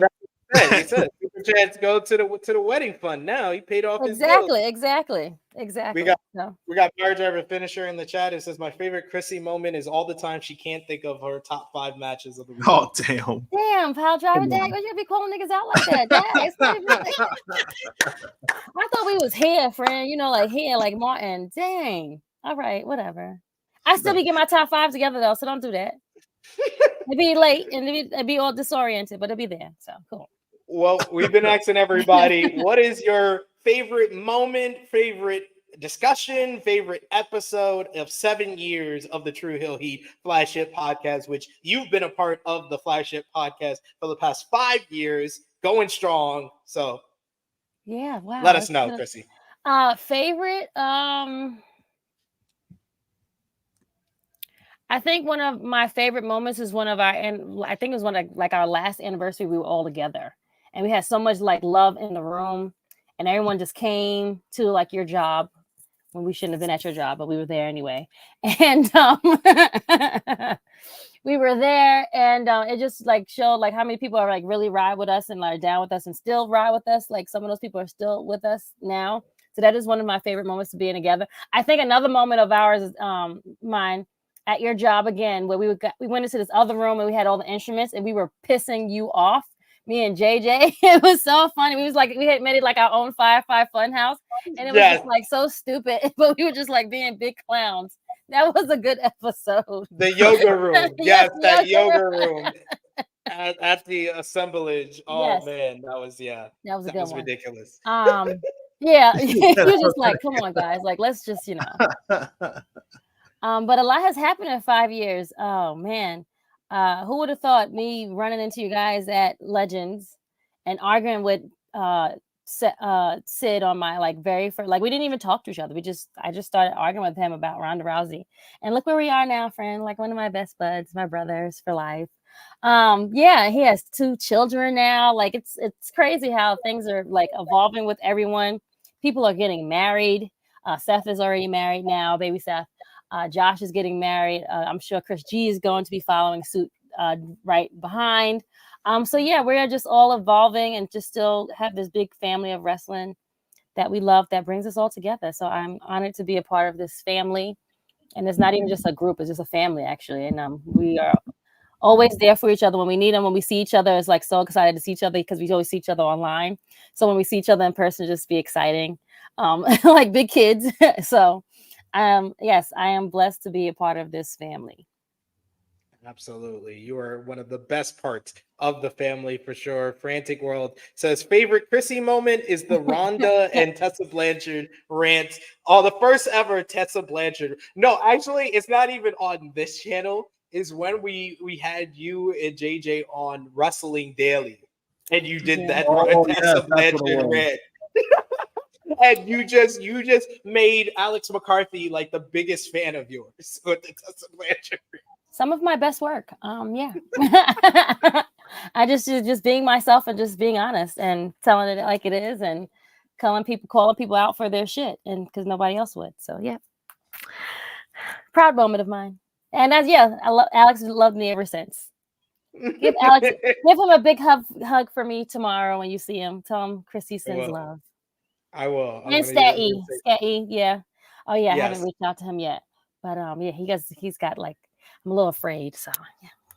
Why are you afraid? I mean, closed mouths don't get fed. So I'll shoot him a text when I finish on the message. You got to shoot him a text, be like, hey, if you see Will, can you just say tell him to say hi to me? Yes, please. Okay, I'm gonna do that. Do it all bashful and do the bashful face. Yeah, like I did to you. I was like, just asking for a friend who is me. So yes. Oh, I love it. And baby Seth says Krssi got her hall pass ready. I see. Now he's gonna have to get me acquainted with like the glizzies and the beans part. I mean, because we ate a lot as children. I don't know if I could do that part of the deal, but I can cook him a nice like good thing from this side of the pond. You know what I'm saying? But yeah, guess you some chicken out here. Well, come on, man, you can't be showing all them whack ass breakfasts you got out here in the UK. Come on, get you an American breakfast. We've eaten. If you haven't eaten frakes and beans before, I don't know what person that are you. Like it's a thing where you grew up. It's a kind of like I don't know how our parents did it, but I would never give it to my children now. But we've all had it. Times was hard. That's what I'm saying. Our parents did the best that they could with the best they had. So, absolutely. But Thank you, Krssi. We always appreciate you. Love having you on here. Love you guys. You are a OG here. You are one of the best. You're a living legend of the Flagship podcast, and you really brought this Flagship podcast all together. You are the glue behind this Flagship. So we appreciate you for showing up on the 7-year anniversary. But Of course, if you want to anytime. tell everybody any plugs or when they'll see you again, the time is now. Next week, are we doing an early show? We're doing Sunday. Probably doing Sunday. Okay, Sunday. So you'll see us next Sunday. Hey guys, you see me on no, you won't see me on Friday. But you'll see Stephanie on Fridays. Other than that, follow me, Krssi Love _1, Tru Heel Krssi Love. SP and I will probably do another show again. Yeah, because Power is coming back. So our show will be, our review will be coming on. So in like 2-3 weeks, we'll be back doing that. 2 weeks. 2 weeks. Okay, so 2 weeks it is, friend. Yeah. Heels is coming back on SP, so it's going on Netflix. So I'm excited for us to see the finishing parts of that. Hopefully they get picked up for another season. Because that was our show as well. I'm excited for that. And yeah, that's about it, friends. Love you all. Have a fantastic Saturday. SP, have a great time at Wembley. I'm sure it's like a lot to take in. It's bigger than any shit that we have here. But yeah, bigger than the stadiums we got in our neck of the woods. So have a great time tomorrow. I'm sure you're going to have so much footage and just like soak it all in. You're going to be on the floor. So jelly. Yeah. Josh, we'll talk. Love you guys. Baby Seth, love you. See you all later. Bye. Love you, Krssi. Bye.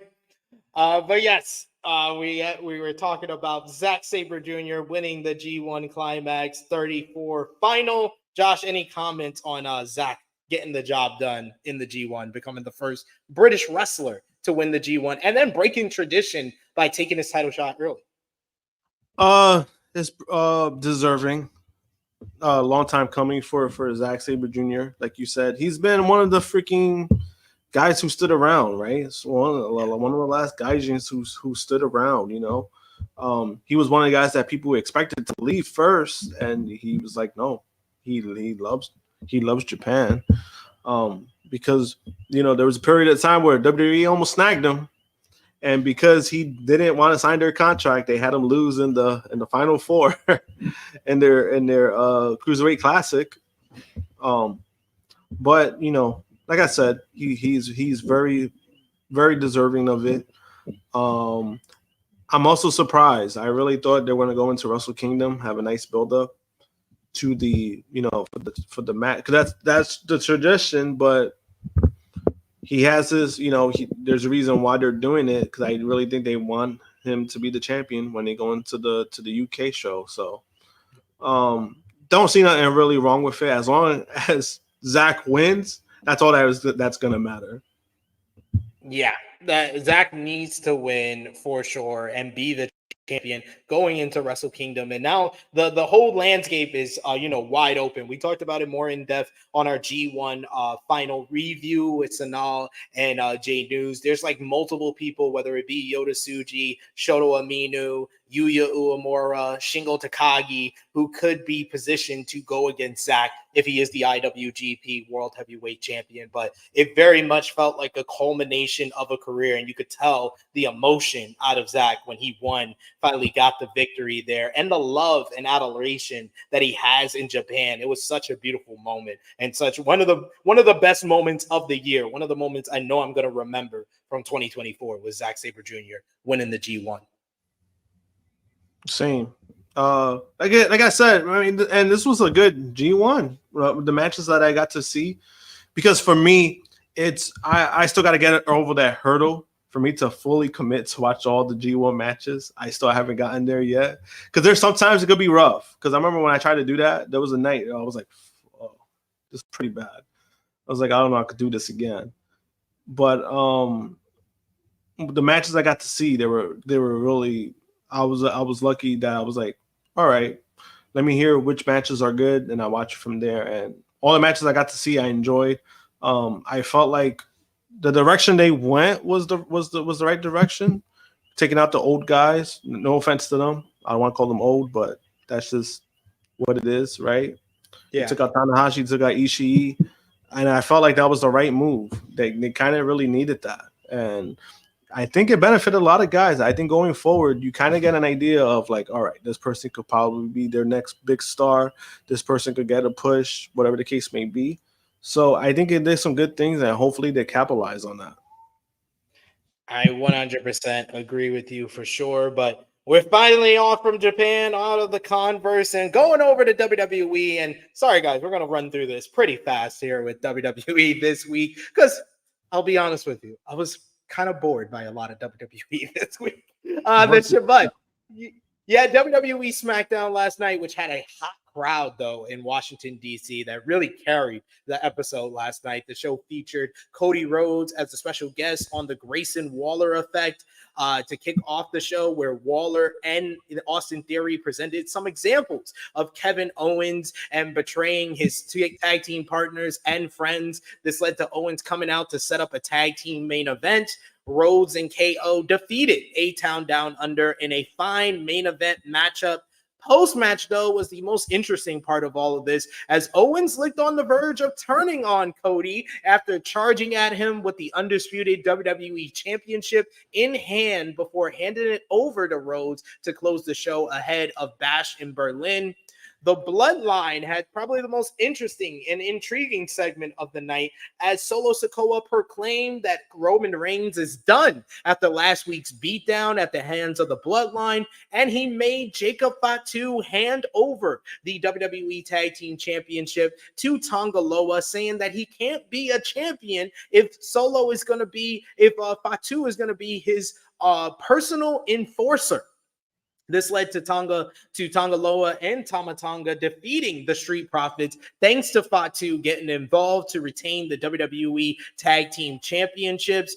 Post-match, you had the Bloodline beating down the Profits until DIY tried to make the save, but they were beaten down by Solo and Fatu for the Bloodline to stand tall. Bianca Belair, Jade Cargill, and Naomi defeated Alba Fire, Isla Dawn, and Blair Davenport in a good trios matchup, while LA Knight, beat Santos Escobar in a very fun opener to the show to retain the United States Championship. LA Knight later in the night made an open challenge for next week in Berlin to any star on the roster. Any quick thoughts on last night's WWE SmackDown? I think the big part of this was the Bloodline and the change with the tag team titles. I just wish they would have made it a Freebird rule instead of Jacob Fatu just handing over the tag team title and then getting "you can't wrestle" chants for Tonga Loa. Yeah, I think they set that guy up for that. I don't know. I do agree they should have done like a Freebird kind of rule kind of thing, right? They always do it. So now, like, for them to go this route, I don't know. It's just like, if you're gonna have them win the tag, it should have just been the Gorillas of Destiny. It should have just been them. And this is the bullshit you're gonna pull off. I don't know. I didn't like it that much. I was just like, just felt lame, especially the reason behind it. You need to be my enforcer. Basically, you're saying you need to be my dog, so you can't have a belt, so give it to him. I didn't like it. Roman missing it kind of was very noticeable. It was the show was missing a spark without Roman being there. All right, so I wasn't the only one who felt that. Yeah. And then the Cody and KO stuff, I mean, is decent. KO kind of looked ridiculous, where he was like trying to fit and then giving the title to Cody. It looked kind of ridiculous. But I also know they released a video of like all the betrayals of KO, and I'm just like, guys. Yeah. These are not even, some of these are not even betrayals. He didn't betray John Cena. Yeah, he didn't betray Sami Zayn the second time. Like, what are we doing? Yeah, I was just like, okay, like, why you guys are making this a thing? He didn't even want the match. So even if he does turn on Cody, it's justifiable because he was forced to be in the match. So it's like, I don't know. I didn't like some of the stuff on SmackDown. I was like, I was kind of over it. I just felt it was a dull show. It wasn't a bad show, just wasn't that good. It wasn't as good. Yeah, it was just like it was just there. You know what I mean? Like it wasn't like it was just there. It was like, all right, cool. Like a spark was missing. Like even if like you weren't gonna use Roman and shit, like they could have done something else too. But I don't know. I didn't like that much. All right, we'll run through these news notes. Roman Reigns is no longer advertised for the USA Network debut of WWE SmackDown coming up in September. Reigns was previously advertised for the September 13th show, which is the brand's first show back on USA Network. However, he is no longer advertised on WWE.com for Seattle, Washington taping. Reigns is also not advertised for Climate Pledge Arena's website listing for the episode. No word on why Roman is no longer advertised for the episode at this time. Meanwhile, speaking of the Bloodline, Paul Heyman has not yet joined Roman Reigns in returning to WWE TV. He discussed the Bloodline storyline in a recent interview with Sam Roberts at Fanatics Fest NYC. On when he may return to TV, he said, "What I don't want to do is just be on television for the sake of being on television. Everything we do has to be relevant. That's the whole theory behind the island of relevancy. If I were to come back at SummerSlam with Roman Reigns, it wouldn't have meant anything. There was nothing for me to contribute to that moment. If I had to come back last week on television with Roman Reigns, there is nothing for me to do. I could have introduced him, okay, but that's a moment, and it's not a moment that extends. It goes back to saying winning and losing matters by orders of the tribal chief. When I come back on television, if I come back on television, when I do, that moment is going to be set up a year's worth of storyline. I will come back when it is relevant for me to come back, when I'm needed to come back, when I can add to Roman Reigns and not just ride his coattails and hang off of his glory. I love Jimmy Hart. I really do. I have so much respect for Jimmy Hart, but I don't want to be Jimmy Hart carrying the boas for Hulk Hogan. I want to do something that contributes so much to the act that you can sit there and say, I love Roman Reigns, but my God, I love him so much with the wise man, Paul Heyman. On what's next for him, he said, if you really want to know if I'm coming back, when I'm coming back, stay tuned, bitches. You ain't seen nothing yet.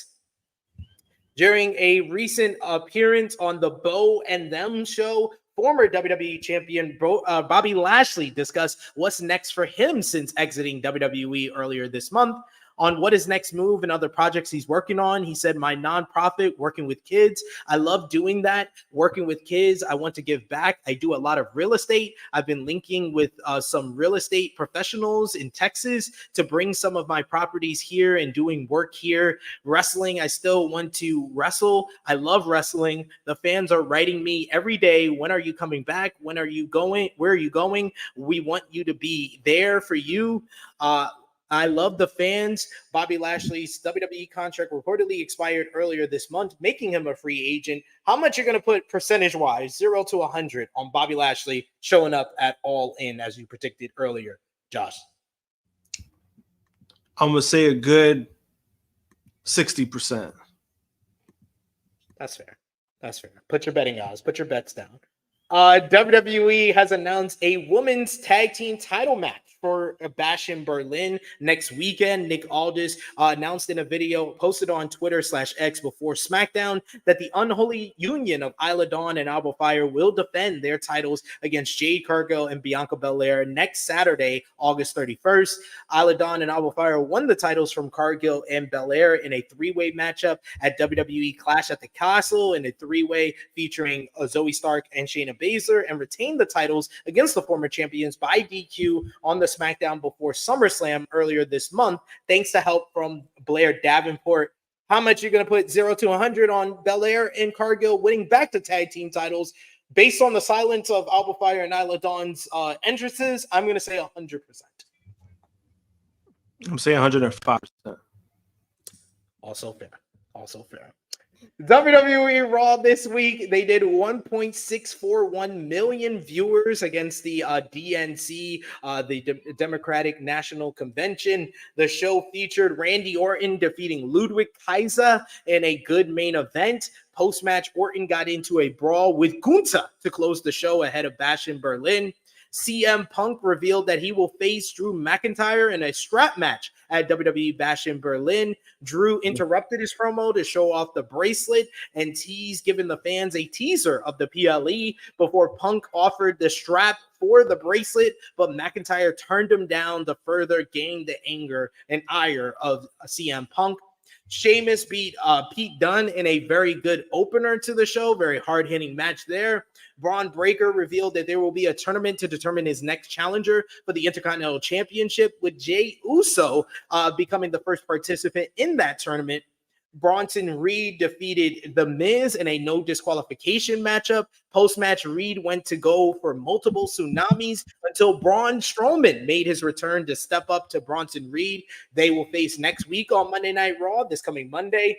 Damian Priest and Dominic Mysterio never started their matchup after the Judgment Day came out to attack Priest. Rhea Ripley had Priest back, but she was taken out by Liv Morgan with a steel chair. This led to a 5-on-2 assault from the new Judgment Day to finally stand tall against the Terror Twins in another hot angle in what's been the best storyline going on Monday Night Raw.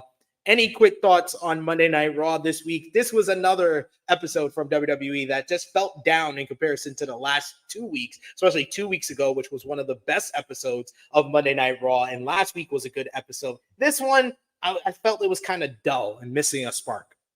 Same. It just felt, again, it just kind of felt there. Obviously the best angle was the Judgment Day stuff. I would even say as far as that was better than the Bloodline stuff this week, the past week, was definitely better. But then also, they had to go, these bums had to, they had to get the upper hand, because there's no way you're gonna put Rhea and Damian over again. At that point, I'm like, if you would have done that shit, it would have been like Cena versus Nexus all over again. Like, you need some like kind of balance. You need some like kind of thing like that to make it believable. So I'm glad they did go that route. They didn't even have the match, and I prefer that. I was like, you don't need a match between the Simp and Damian. I don't need to see that. So they did a good angle. Just call them the Judgment Bums when Josh was talking about Judgment Day. I think they wanted to be called Street Trash, which I thought it was like stupid. I was like, okay, you want to be called Street Trash? Like, I think my overall feeling of this show was dichotomized by CM Punk, and just happy-go-lucky Phil is just pissing me the fuck off. And I've been saying it. I remember, but it's very funny though. I've been saying it for weeks. I'm like, I don't like this from Punk, and it's like more and more he's been showing it, to the point that there's people that when I talk to wrestling about, they've been saying it too, like how they really don't like it. They're like, bro. And I think there's other people, like when I spoke to John Escudero from Dirt Sheet Radio, where the good point that he brought up was that the fact that he was like, what he doesn't like, the fact is that you see Punk becoming like this corporate guy that you never thought he would be. That whole rebel spirit is gone.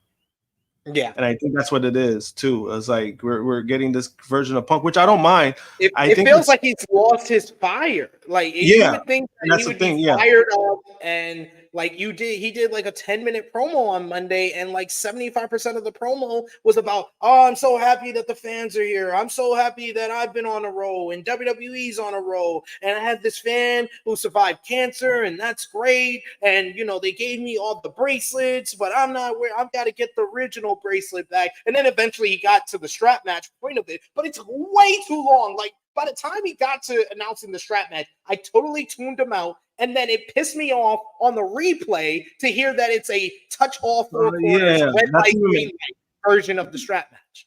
Yeah, when I heard like it was like gonna be the four corner stuff, I'm like, I don't know why that. I don't need that shit. Just have a fucking bloodbath kind of strap match. I prefer that. That's what this match is. Four corners, like, come on, you don't win like that. That's fucking stupid. But like you said, like the whole Punk stuff, like it's like, bro, like this is not you. Like, stop kissing ass at this point. It's like, come on, like we. And I think that's a frustrating part for me as a Punk fan. It's like, bro, this ain't you. Like let's cut it out. But then every opportunity he got, he has to talking bad about AEW. Everybody loves it, but I'm just like, bro, we get it at this point. You got fired for something you did. Just own up to your bullshit. That's how I feel at this point. It's like, bro, you fucked up and you got fired. Even if you wanted it or not, you fucked up. Like, you did this.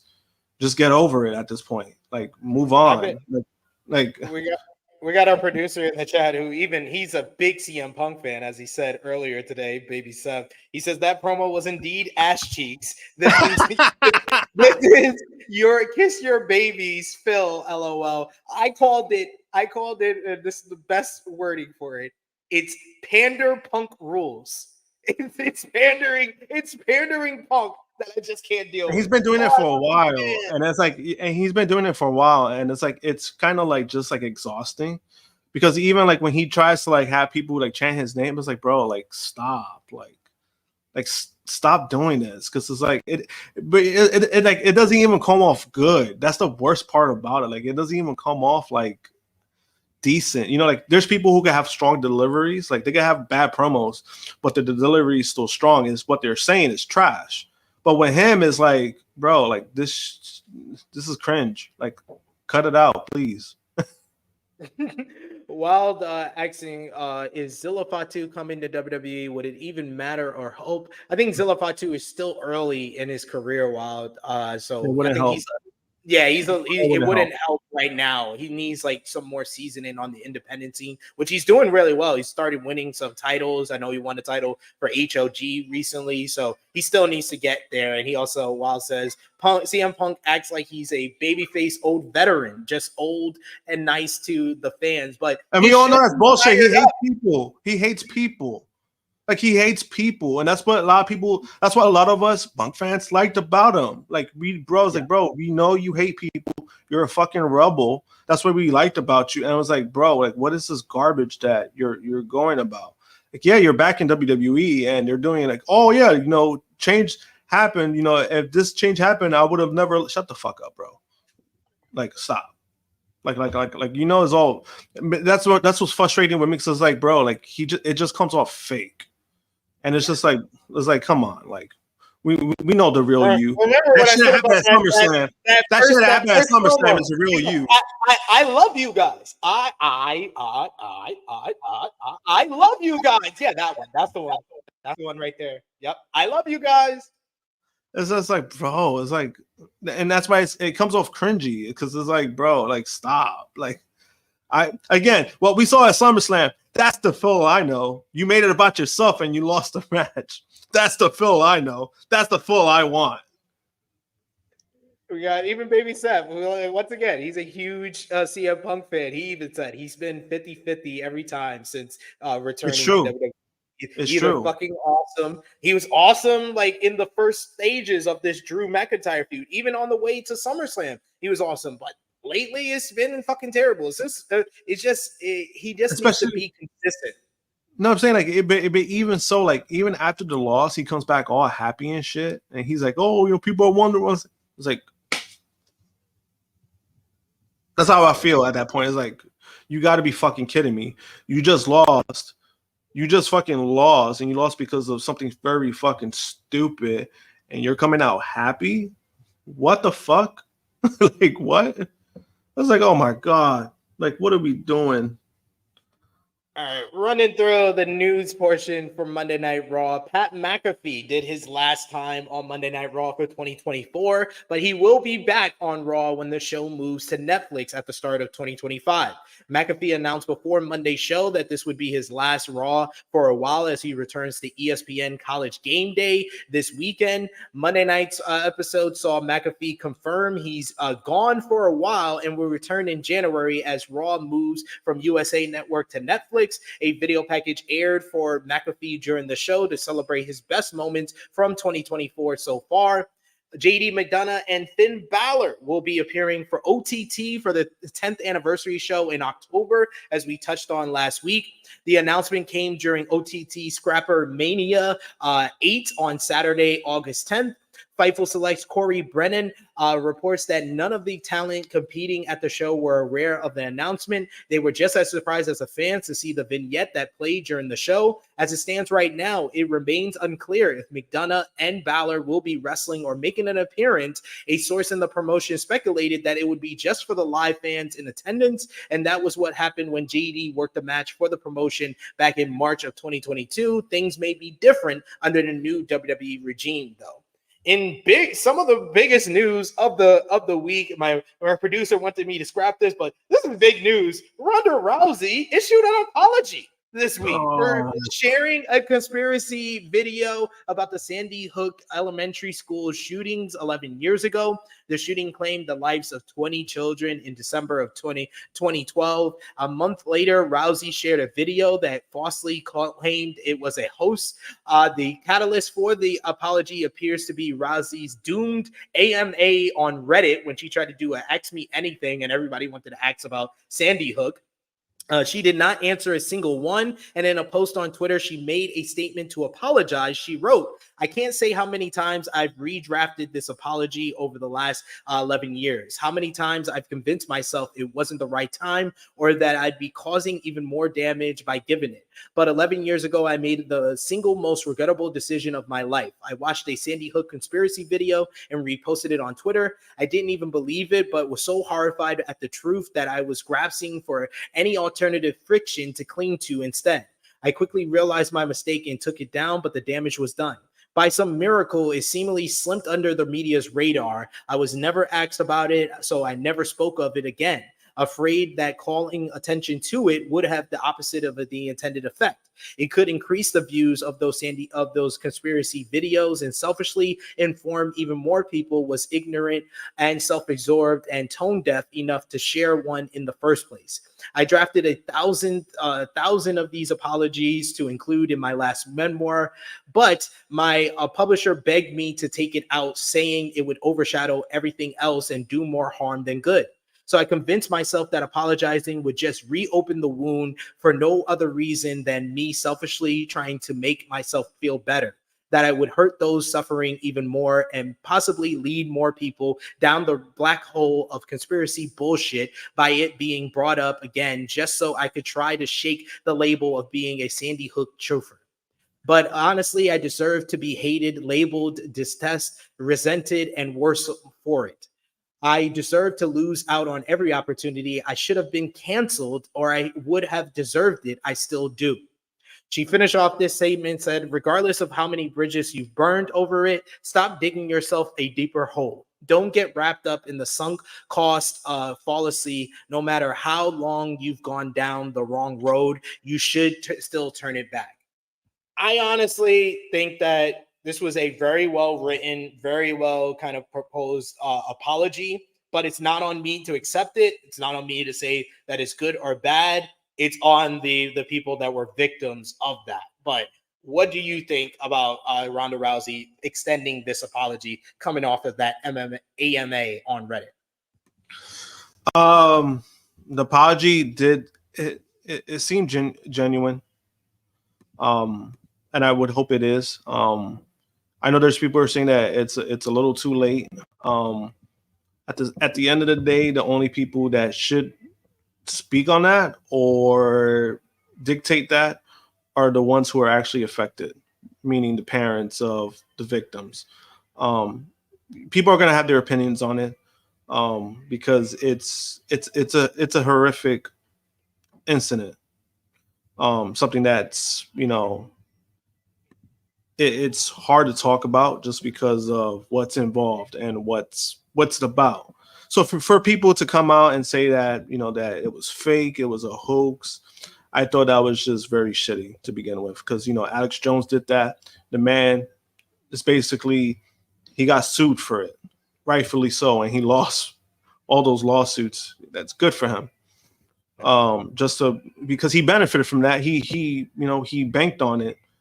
And, so people like, Ronda was in a situation where it went pretty under the radar. People would bring it up time to time, but it wasn't as effective as the Alex Jones situation because Alex Jones benefited from it because of his brand, made money off of it. Again, at the end of the day, the people who, like, it's not up to us to accept it. It's up for the parents to say if it's a little too late. If they don't accept it, I understand. If they do, it tells me how strong of individuals they are, for being so forgiving of what happened. Again, it makes me wonder too. I'm like, if that whole Reddit thing happened, like, would she even speak about it? Because I know she said that she's always wanted to speak about it. Sometimes we never know either. Like, we could go into the what ifs about things. And then maybe her having kids maybe has changed her perspective of things, because children were involved, and now she's about to have 2 of them. I think even a bigger reason than the AMA on Reddit was the fact that she's not in a public eye really anymore. She's not in a professional wrestling company in the UFC where she kind of has that freedom to finally say the apology how she probably wanted to before. But like, it's not on us, like I said before, it's not on us to accept the apology or say that is good or bad. But this was kind of like even our producer saying that he worked on a documentary about the Sandy Hook shooting. So I always held that against her, but she seemed genuine in her apology. So I no longer will. So many people that are not involved, that are not victims of Sandy Hook, keep this as like the genesis of their hatred or their dislike for Ronda Rousey. So it just needed to be said, regardless of if it's late or not. Yeah, and I also think that's kind of like, I don't know, regardless of you dislike her or not, I think there were some people who would bring that up, but it's like, all right, like, how you think the parents feel about it? Like, don't make this about you. Like, yeah, and that's how I saw it. I always thought that was trash from Ronda. I'm a fan of Ronda Rousey. I'm a fan of her work. I don't condone what she said, and I don't agree with it because it's completely false. It's been proven. Again, it's something that people say forgive and forget. You're not going to forget what happened.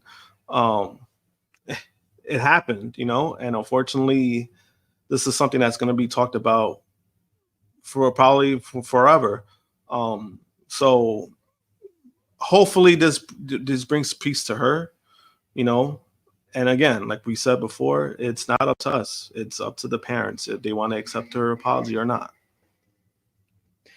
And then final WWE note, John Cena has confirmed that he will be on WWE Raw when it debuts on Netflix in January. The show is set to debut on the streaming platform at the beginning of 2025. Cena has confirmed previously an appearance on the show as his first stop of his 2025 retirement tour during a conversation with Complex. He says, I can tell you I will be there for the debut. I think it's January 6th. I'm not sure. I think so. Don't quote me on that. But it's a history-making day for WWE. WWE has yet to confirm the debut date on Netflix, but Cena also mentioned that he has re-signed with WWE past 2025 in an interview with Shannon Sharp on Club Shay Shay. He said, I have such a trustworthy relationship with them over the 2 decades. I am the champion of the brand. I love the company. It is my home. They are my family. Even after 2025, I've already signed an extension to remain a member of the WWE family for the near,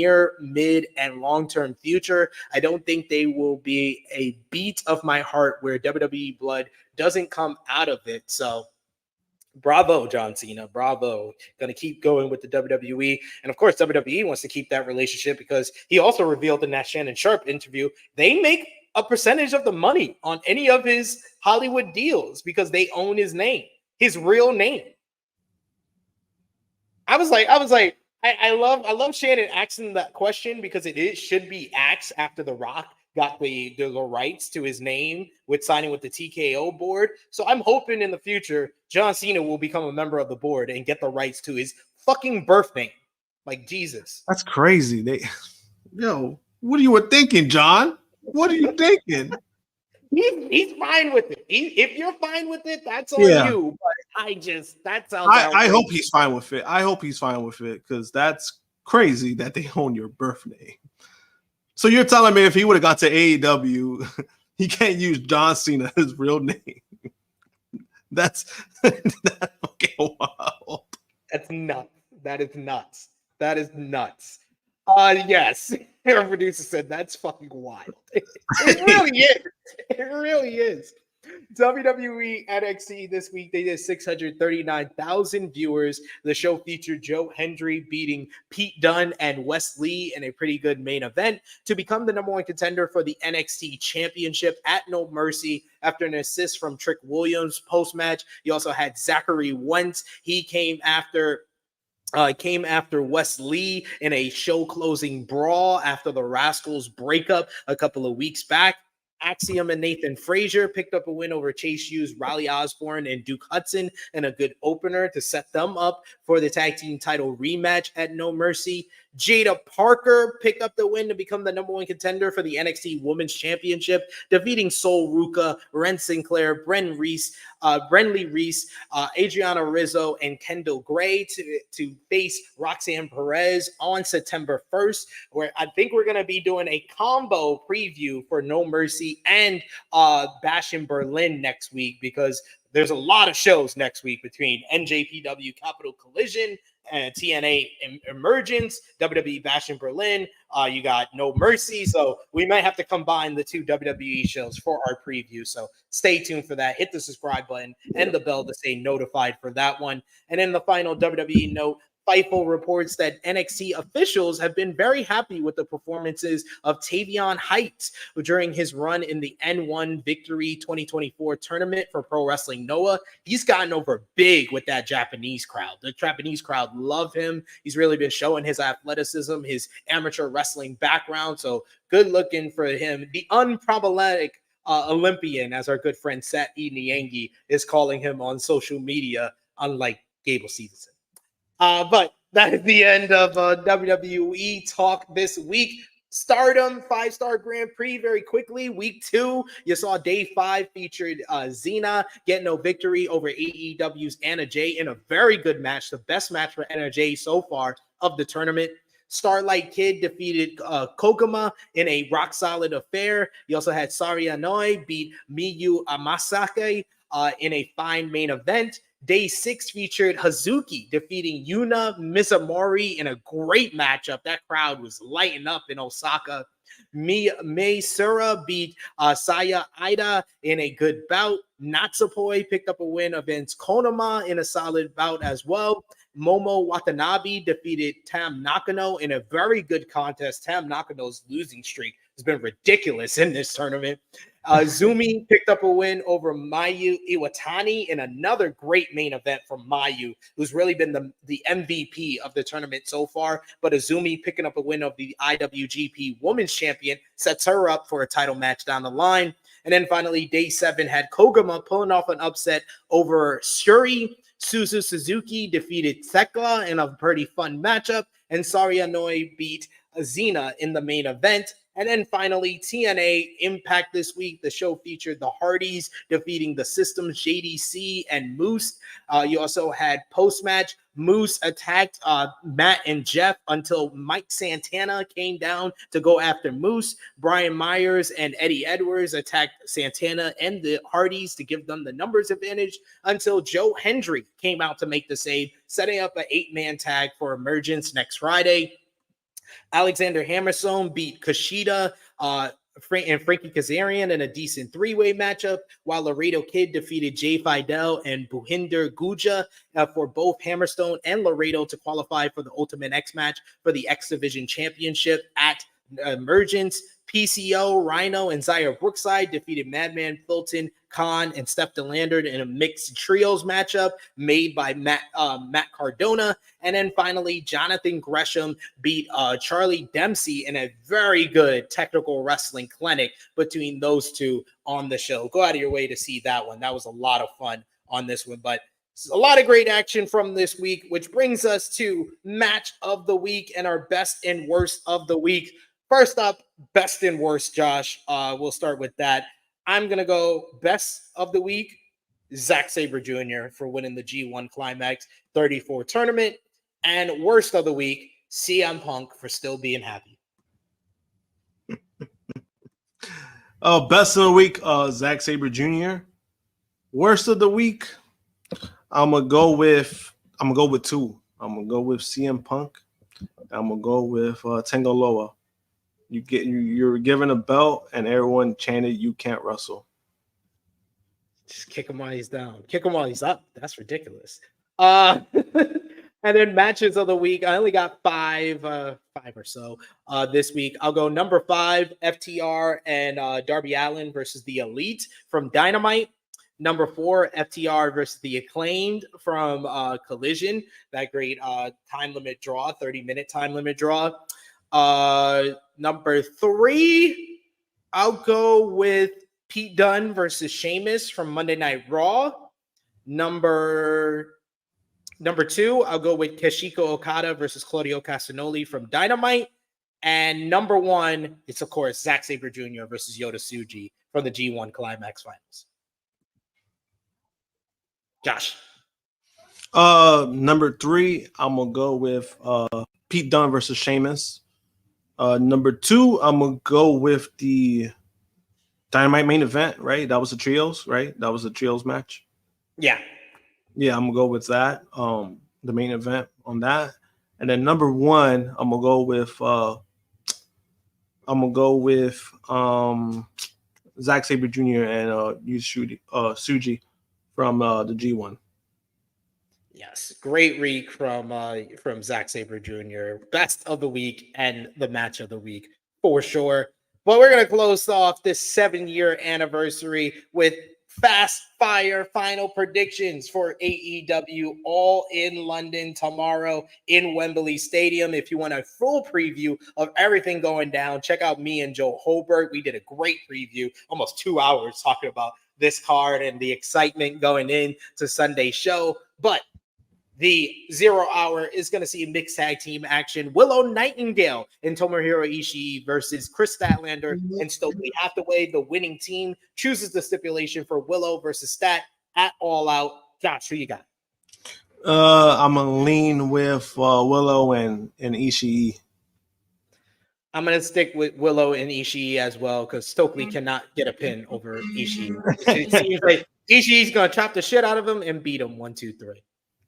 Casino Gauntlet matchup for a guaranteed shot at the AEW World Title. So this is something different. We're going to pick a winner, a big debut, and a big return in this matchup. Start off with the debut and return, and then end with the winner. Who you got, Josh? I'm going to go with Ricochet as a debut.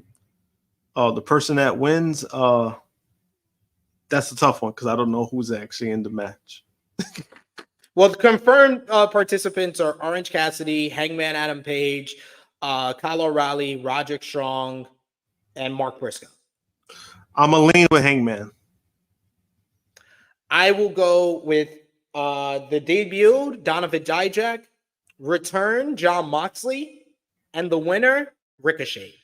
Ooh, that sounds fun. We got London Ladders Trios matchup for the AEW World Trios Championships. The Patriarchy versus the House of Black versus the Bang Bang Gang versus, spoiler alert, pause right here if you want to watch Collision tonight. But the winner of the wild card in Cardiff matchup will be Pac, Claudio Castagnoli, and Wheeler Yuta, the Bastard Combat Club. Who you got, Josh? Oh, who's the trios? Pac, Claudio, Wheeler Yuta is the fourth and final team. Patriarchy, Bang Bang Gang, House of Black. Who you got? Oh, you see, I thought it was gonna be Death Triangle. I was close with one, I guess. No, the fact that Pac is not with Death Triangle and is with the BCC is confirmation. Lucha Bros are they're gone. Yeah. Oh well. Anyway, as in who wins? I'm gonna say I think Patriarchy retains. I'm gonna go with the Patriarchy to retain as well. For the AEW World Tag Team titles, 3-way matchup, the Young Bucks defend against FTR and the Acclaimed. I'm gonna go with the Young Bucks to retain here. Same. Then we got the last chance, FTW championship matchup. Chris Jericho defends the FTW championship against Hook. Please, God, let Hook win. I'm going with Hook. Get him out of that damn vortex, please. For the AEW TNT championship coffin match is Darby Allin challenging Jack Perry. Who you got, Josh? I got Jack retaining. I got Darby for the win. You can't bury him before you get to AEW World Title matchup. Oh, yeah, that's true. Yeah, you're right. I forgot he has a match. Oh shit. Darby wins. Darby wins. For the TBS championship, Mercedes Moné defends against Dr. Britt Baker. DMD, Josh. Mercedes retains. I'm gonna go with Mercedes retaining, and post-match, Jamie Hayter returns. Ooh, that'd be nice. We need that. For the AEW American Championship, it is MJF defending against Will Ospreay. Ospreay's got to win in the UK. Yeah, I'm going to say Ospreay. I'm going to go with Ospreay. For the AEW Women's World Championship, Timeless Toni Storm defends against Mariah May. Josh. I think this one's tough. I think this might be Mariah's moment. I'm gonna say Mariah. I got a lot of title changes on this card. I'm gonna go with Timeless Toni Storm to retain. I wouldn't be mad at it, especially that end segment. I'm gonna stick with Mariah. Fuck it, I'll stick with that. And then finally, it's the big one. Title versus career. AEW World Championship up for grabs. Swerve Strickland versus Bryan Danielson with Danielson's career on the line. I need Bryan Danielson to win, or I'm going to be bawling, crying by the end of this show. Go with Danielson. We're both going with the American Dragon. In the chat here, we got Mariah May from Power Driver Finisher. He's going with Perry in the coffin matchup. Jericho, he's a troll. Jericho against Hook. He's going with the Acclaimed in the three-way matchup. Oh hell no! Oh hell! Come on, get the fuck out of here! Come on. Saying Jericho is one thing, but they get the fuck out of here. Oh, but he's going with the American fucking Dragon in the main event. But what a show. What a show. What a show. Thank you so much, guys, for celebrating 7 years of our Flashship podcast here. Thank you to Miss Krssi Love. Thank you to Top Guy JJ. Thank you to Chris G. Thank you to Baby Seth being the producer and coming on the show today. But most of all, thank you to all of you guys. We would not be celebrating our 7-year anniversary of our Flashship podcast without you guys consistently coming through every single Saturday, every single Thursday before that when we were on Thursdays. You guys have always come through for us, and our community that we built here is so special. And we got other things to celebrate because we're just 9 weeks away from THH 300 as well. But we appreciate y'all for joining us live today. Appreciate y'all if you watched us on demand. But Josh, let everybody know where they can follow you and any parting words on our 7-year anniversary here.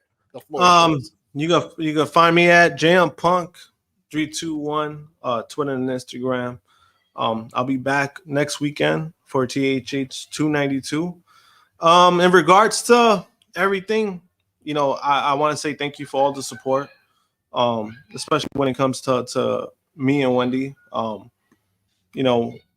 When I got into my relationship with Wendy, I didn't know what was gonna happen, right? I think a lot of us when we get into something like this, we never know what could lead to.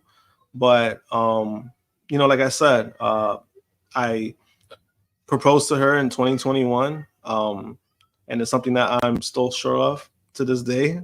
We're still engaged, and something I definitely want to happen, and we're aiming for next year. So again, I want to say thank you to everybody who's shown support, even throughout the 7 years that me and her are about to be. Well, we make our anniversary next weekend actually. September 1st. That's actually our anniversary. So, like I said, I want to thank everybody for that. Thank everybody for the support on the channel, especially because since day one, you gave me an ask, Sid. Since I joined the THH brand, I knew we had something special here. I knew there was something that we could do. I know there was more we could do with not only the channel, but with the brand itself. And I feel like we've done that.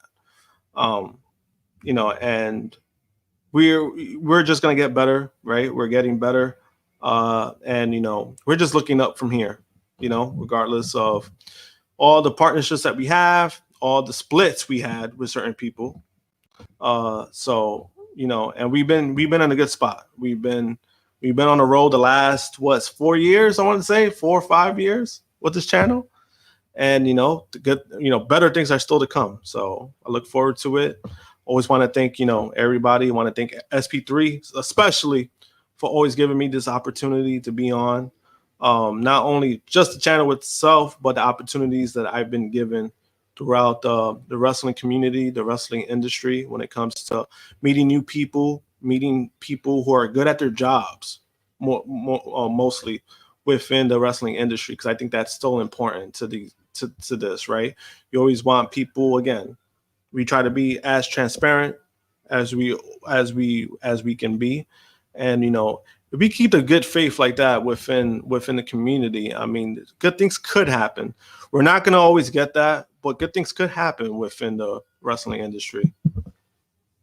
Indeed. 100% agree with that. Love having Josh as the third co-host here on the Tru Heel Heat Flagship podcast, as one of the key members of the team. And all of you guys, like I said before, and Ahnah showing love in the chat. We got Seth, who says, once again, congratulations on 7th year to Tru Heel Heat, and congratulations to you, Josh and Wendy, on your wedding for sure. I want to thank you guys all. You can follow me on the Twitter machine at Tru Heel SP3. You can follow the gang, Facebook, Twitter, Instagram, TikTok at Tru Heel Heat, patreon.com/Tru Heel Heat, $3 a month. Best place to support us when we are not live here, but we're still going strong on All In Week, because tomorrow we got our watch party. I'm going to be taking footage, so we'll probably have some shorts. I'm going to connect with Chris G, where I'll have some shorts from me being live at All In, whether it be, my reaction to the final countdown or my reaction to the result of the main event. I will have that up on our channel on the shorts. So hit the subscribe button, hit the bell to stay notified, because we're making our way to 20K by the end of 2024. And like we said before, Tru Heel Heat 300 coming up in October is coming up. That's going to be a big one, a big milestone for us as well on the flagship. And of course, I will be back live here on the channel 1:05 p.m. Eastern time on Monday. And it's a big one, guys, because we're getting a rare pay-per-view review appearance of Jimmy Macaran. Jimmy Macaran will be here live for the All-In review with myself on Monday. It'll be an AE Ramble edition of the All-In review, so join us live for that one. But until then, it is me, your Tru Heel Phenom, SP3. This has been Tru Heel Heat 291, our 7-year anniversary, All In, one and only. We are signing off until next time.